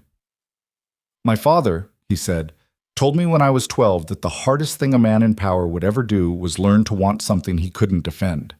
He said it with the specific quality of something that had been said once and had never been entirely quiet since. He meant it as a warning. I spent 9 years treating it as one. She looked at him. And now, she said. Now I think he was describing something inevitable, Kaelor said. Not a danger to be managed, just a thing that happens, eventually, to anyone who lives long enough. He paused. You can't defend against everything. At some point you have to decide that some things are worth the impossibility of defending them. The fire crackled. Outside the window, the iron garden held its winter geometry against the dark. She reached out and put her hand over his where it rested on the chair's arm. He turned his hand over. They sat like that for a while, in the small study with the fire going down and the window showing them the cold, beautiful dark outside. And she thought about everything that had happened in the last 7 days, and what it had cost, and what it had built, and what it had destroyed, and what had come through the destruction into something she didn't have a word for yet.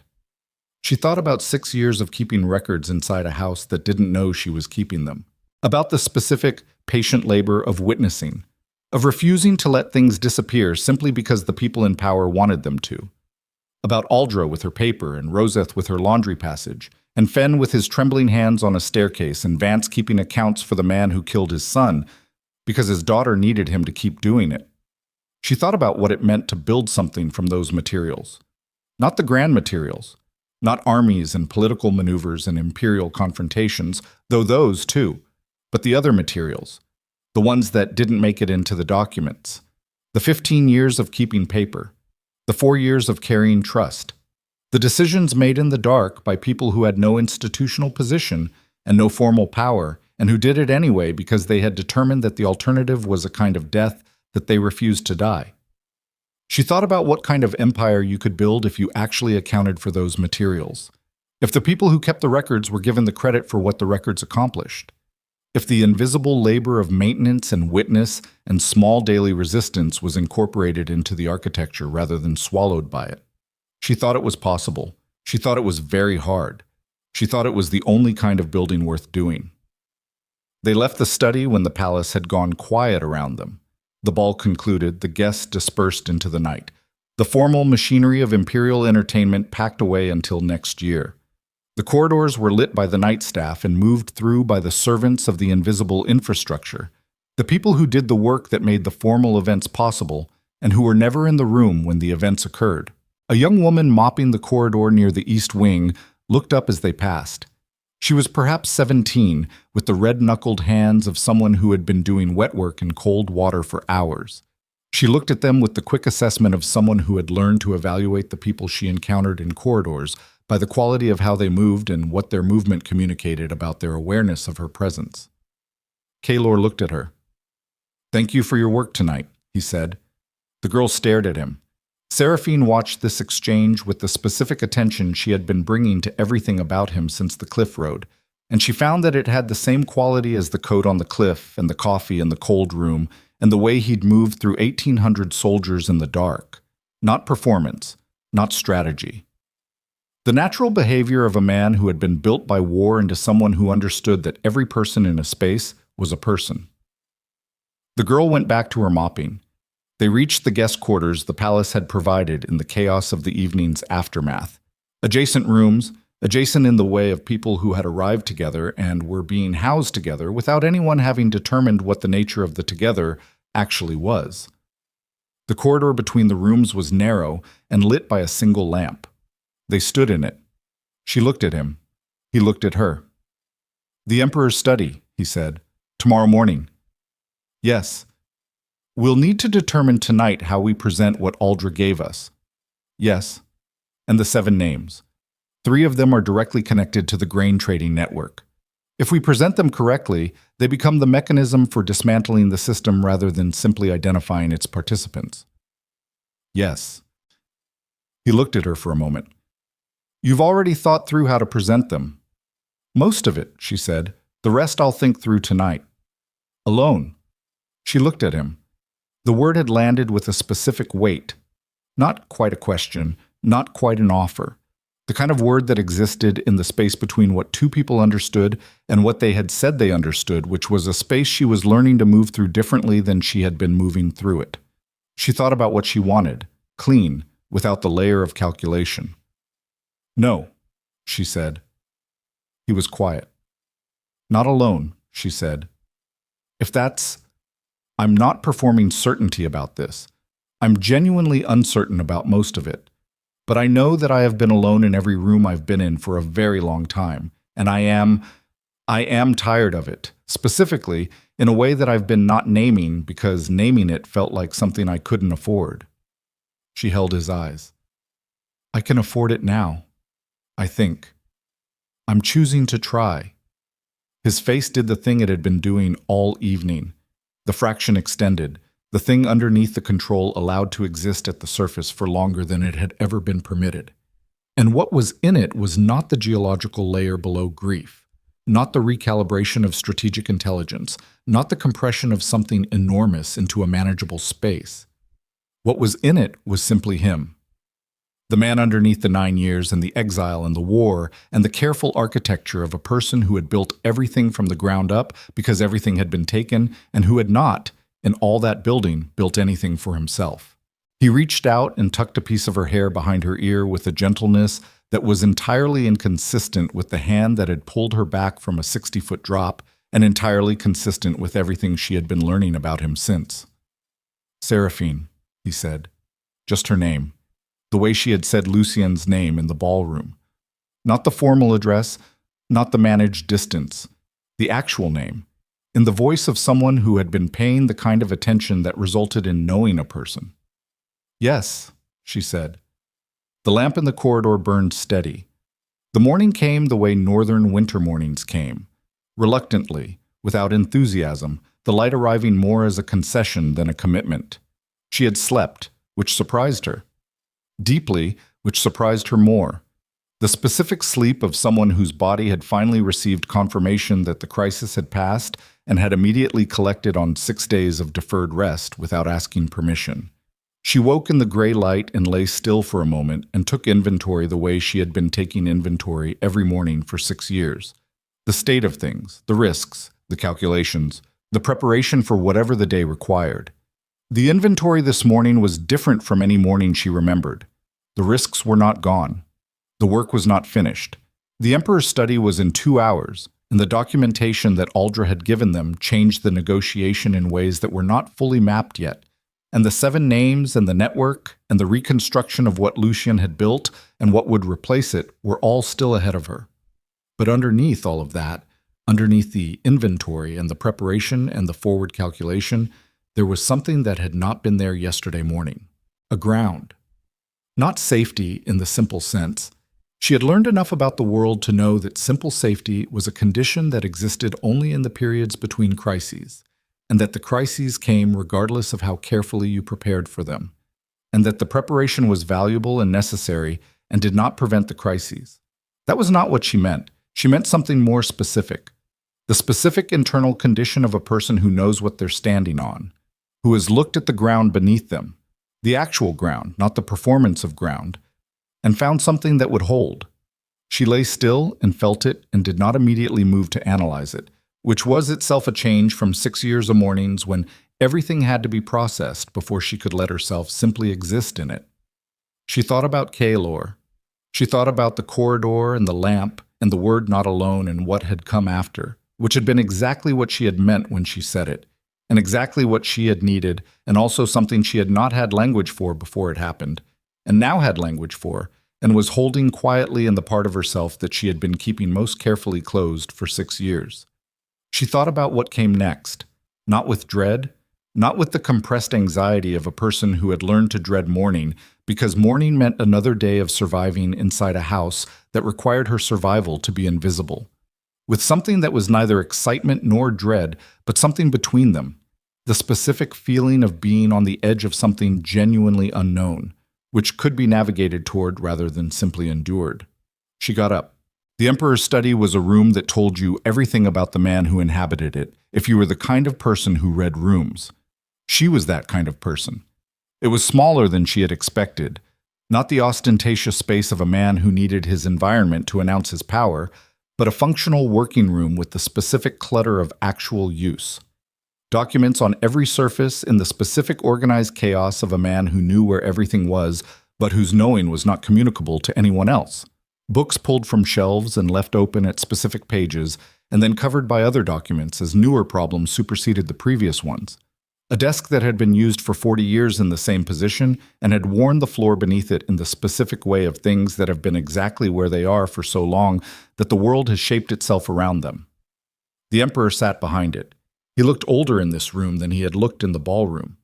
The performance that public spaces required of men in power was stripped away here, and without it he was simply a very old man who had made a very large number of decisions and was carrying the accumulated weight of all of them in the particular way that weight distributed itself across the decades. He looked at them as they entered, at Kaelor first, then at her. The look was different from last night's look. Last night he had been calculating. This morning he was reading. She let him read. "Sit," he said. They sat. He looked at the satchel she was carrying. "That's not what I expected you to bring," he said. "No," she said. "I imagine not." She put the satchel on the desk. He opened it, looked at the top document, looked up at her, looked back down. Read for 3 minutes in the same focused silence in which he had read Fenn's documents the previous night. Then he set the document down and looked at the wall above her head for a moment, not avoiding her eyes, she thought, but looking at something interior that the middle distance served as a screen for. "Where did you get these?" he said. "From someone who kept them," she said, because keeping them felt like the only available form of witness. He absorbed this. He looked at Kaelor. "You've read them." "Yes." "And your intention?" Kaelor was quiet for a moment. She felt the quality of his silence beside her. Not hesitation, not strategy, the genuine consideration of a man who had come into this room knowing what he wanted to say and was now saying it. "My intention," Kaelor said, "is to build something that lasts, not something that consolidates power in a different set of hands, not something that replaces one form of corruption with a more aesthetically acceptable version." He paused. "The crimes documented in the ledgers, in Fenn's documents, and in those, produce consequences that are still running. Villages that were deliberately starved have not recovered. Families that were destroyed are not rebuilt by the exposure of the mechanism that destroyed them." He looked at the Emperor directly. "What I want is to use the leverage we have in this room, not to destroy what remains of the imperial structure, which would produce chaos that would cost those same communities for another generation, but to compel a genuine restructuring. Accountability. Reconstruction. The specific hard work of fixing the things that were broken, in the territories where they were broken, with resources drawn from the people and institutions that profited from the breaking." The Emperor was quiet. "That's an enormous amount of work," he said. "Yes," Kaelor said. "It is. It will take years." "Yes." "And you're proposing to—" "I'm not proposing to rule it," Kaelor said. "I made that clear last night. I have no desire to sit in a chair and make decisions about things I don't understand from a room I never leave." He paused. "But I am proposing to be part of the structure that ensures it happens. With Lady Vale, whose understanding of the financial and trade architecture involved is significantly more comprehensive than mine, and who has specific capabilities in the reconstruction of the eastern trade routes that the damaged territories depend on. He paused again. And with a formal imperial commitment to an investigative body that is not appointed by the people it investigates, whose senior members are selected through a process we will need to design together that has genuine independence from the structures it oversees. The Emperor looked at him. Then he looked at the satchel. She watched him carry it. The man who had been corresponding about famine engineering, who had received operational updates on a project he had approved, who had invited them to this room because he had calculated that containing them was less costly than opposing them, who was now in this room with documents that changed his calculation again. She watched him determine what he was, not what he had been, what he was now in this room with these documents and these people and the full weight of what the next decision would mean. She had watched Lucien make this determination once, in the corridor outside the ballroom after they'd taken him, and had watched him find in himself only the architecture of power stripped of its purpose, the hollow place where something else should have been. The Emperor was not Lucien. She had understood this from the ballroom, from the way he'd looked at Fenn's documents, from the specific quality of the 40 years he'd survived that was different from the quality of Lucien's 19. The Emperor was a man who had made terrible decisions for comprehensible reasons, which was different from a man who had made terrible decisions from emptiness.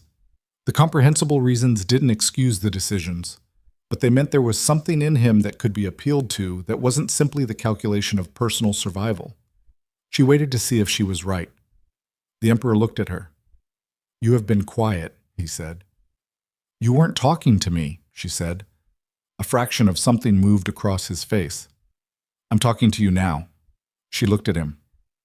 "The Eastern Territories," she said. "The 3 settlements that were most severely affected by the grain rerouting. I have trade contacts in 2 of them, relationships that survived the Ravencrest management of those routes, because I built them before my marriage and maintained them through the marriage without Lucien's knowledge. Those contacts represent existing infrastructure that can be rebuilt faster than starting from nothing." She paused. "I also have a complete map of the financial mechanisms that were used to weaponize the supply chain, which means I understand exactly which mechanisms need to be dismantled and in what order to prevent the same structures being used by whoever fills the space Lucien left." She held his eyes. "The reconstruction is possible. It requires resources, political will, and people who understand the actual architecture of what was done. I understand it. I'm willing to use that understanding in service of a genuine rebuilding, rather than in service of any one political position." She paused. "Including the position of the man beside me, if it ever became inconsistent with what the rebuilding actually required." Kaelor looked at her. The Emperor looked at her. Then the Emperor looked at the wall again. He was quiet for a very long time. Then, "My son," he said, not loudly, the specific quiet of something that had been waiting for a long time to be said. "He died 14 years ago, in the Eastern Campaign. He was 26. He paused. "He would have been a better emperor than I have been. He had the capacity for the thing I could never quite master, the ability to look at the damage a decision caused and feel it as damage, not as acceptable cost." He was still looking at the wall. "I made the decisions I made because I had taught myself that the acceptable cost was the only way to think about it, that feeling the damage was a form of weakness I couldn't afford." He stopped. She said nothing. Kaelor said nothing. The Emperor looked back at them. "I will sign the reconstruction mandate," he said. "The investigative body. The resource allocation for the Eastern Territories." He looked at the satchel. "And these documents stay in this room." Kaelor was quiet for a moment. Then, "They stay in this room as long as the mandate is being executed. If it stops being executed—" "I understand the leverage," the Emperor said. Not with anger, with the specific weary precision of a man who had been negotiating from positions of reduced power before and knew what it felt like. "I am not asking you to trust my goodwill. I am asking you to allow the possibility that a man who made terrible decisions is not entirely defined by them." She thought about this. She thought about Taran, about Peter Vance, about Aldra and 15 years of paper, about all the people in this story who had made terrible decisions for comprehensible reasons, and then found, in specific moments, that the comprehensible reason wasn't enough to keep doing it. "All right," she said. Both men looked at her. "The mandate," she said to the Emperor. "Draft it today. We'll review it tomorrow. The investigative body structure needs to be built before Lucien's trial, not after, so that the trial is conducted under its oversight rather than under the existing council structure." She paused. "And the Eastern Territories need a formal envoy appointment, someone with trade expertise and imperial standing who can operate independently of the capital's political machinery." She looked at Kaelor, then back at the Emperor.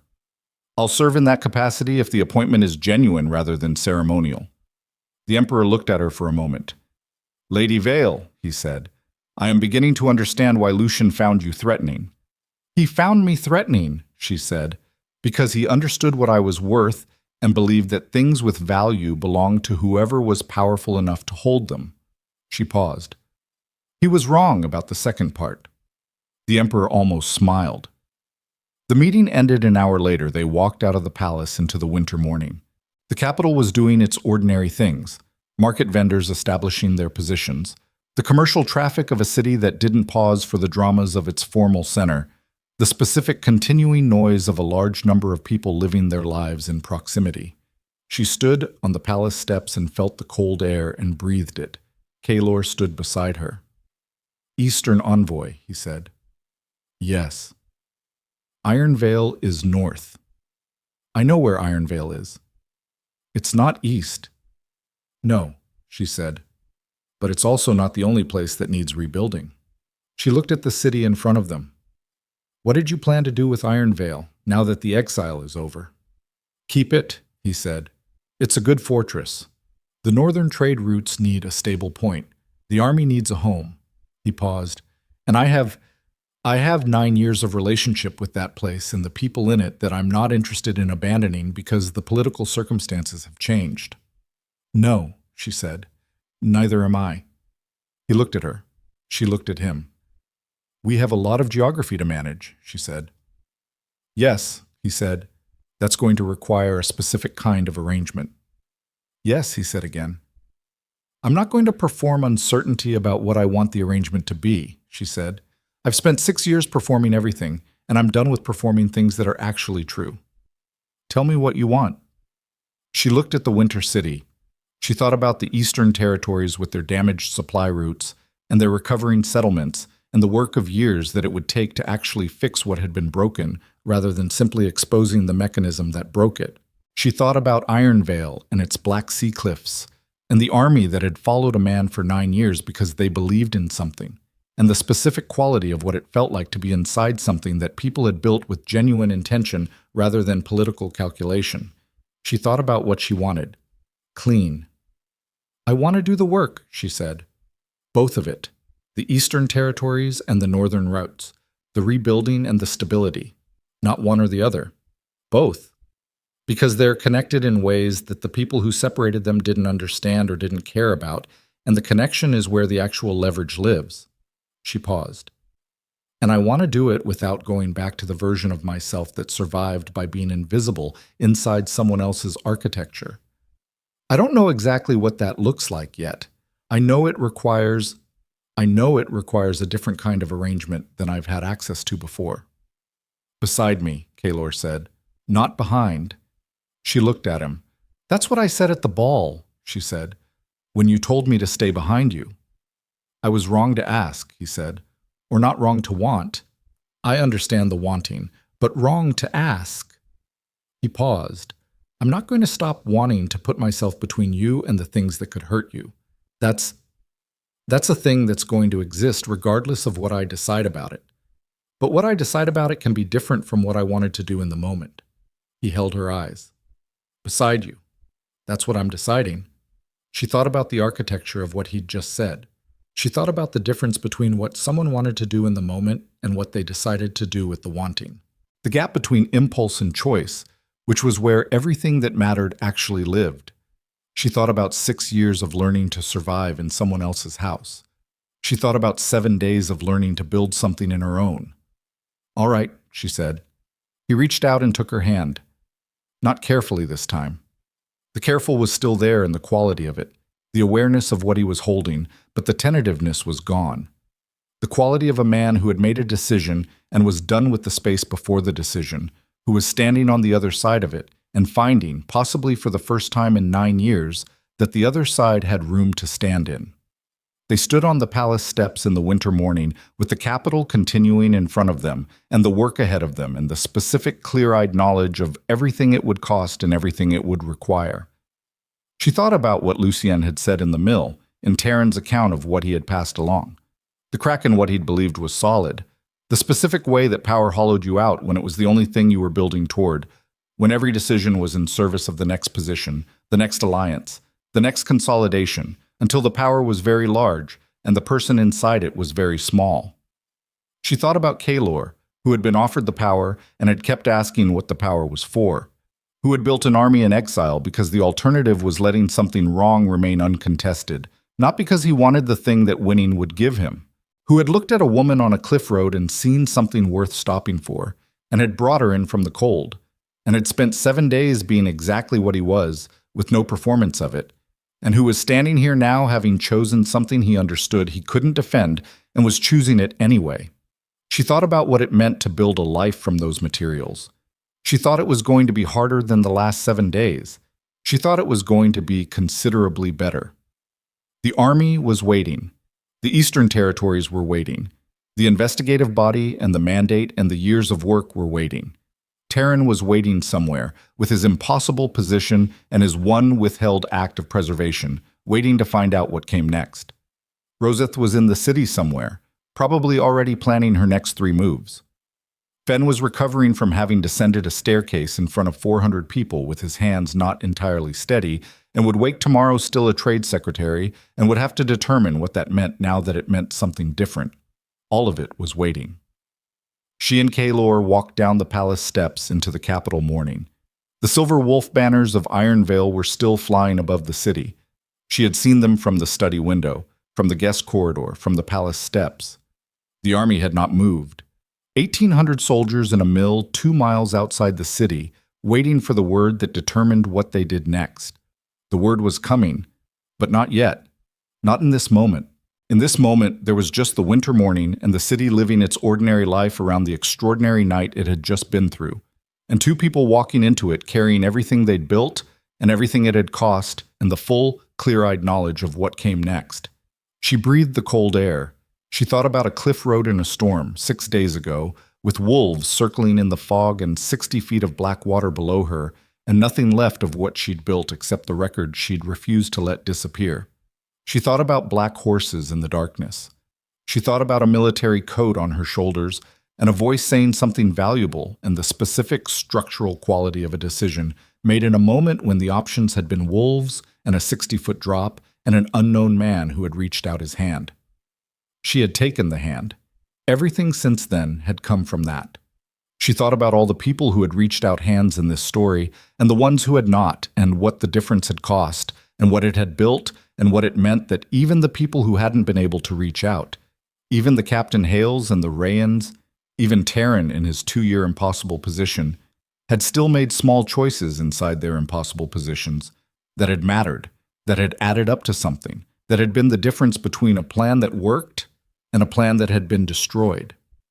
She thought about what it meant to build something in a world where the people who built it were as compromised and damaged and capable as everyone in this story had been. She thought it meant you built it anyway. You built it with the materials you actually had rather than the materials you'd wanted. You accounted for the damage in the foundation rather than building over it and pretending it wasn't there. You kept the records, all of them, the ones that flattered and the ones that didn't. You let the people who had witnessed things be credited for what their witnessing had accomplished. And you stood beside the people you had chosen to stand beside, and you did the work. That was what it meant. Not the grand version, not the version where the right people won and the wrong people lost, and the machinery of power became clean and fair, and the damage was healed in the time it took to tell the story. The actual version, which was harder and slower and required being exactly what you were rather than the performance of something more convenient, and which produced, at the end of a very long road, something that might actually last. She walked into the winter morning beside Kaelor Dreadmoor, The silver wolf banners caught the wind. The city continued. The work began.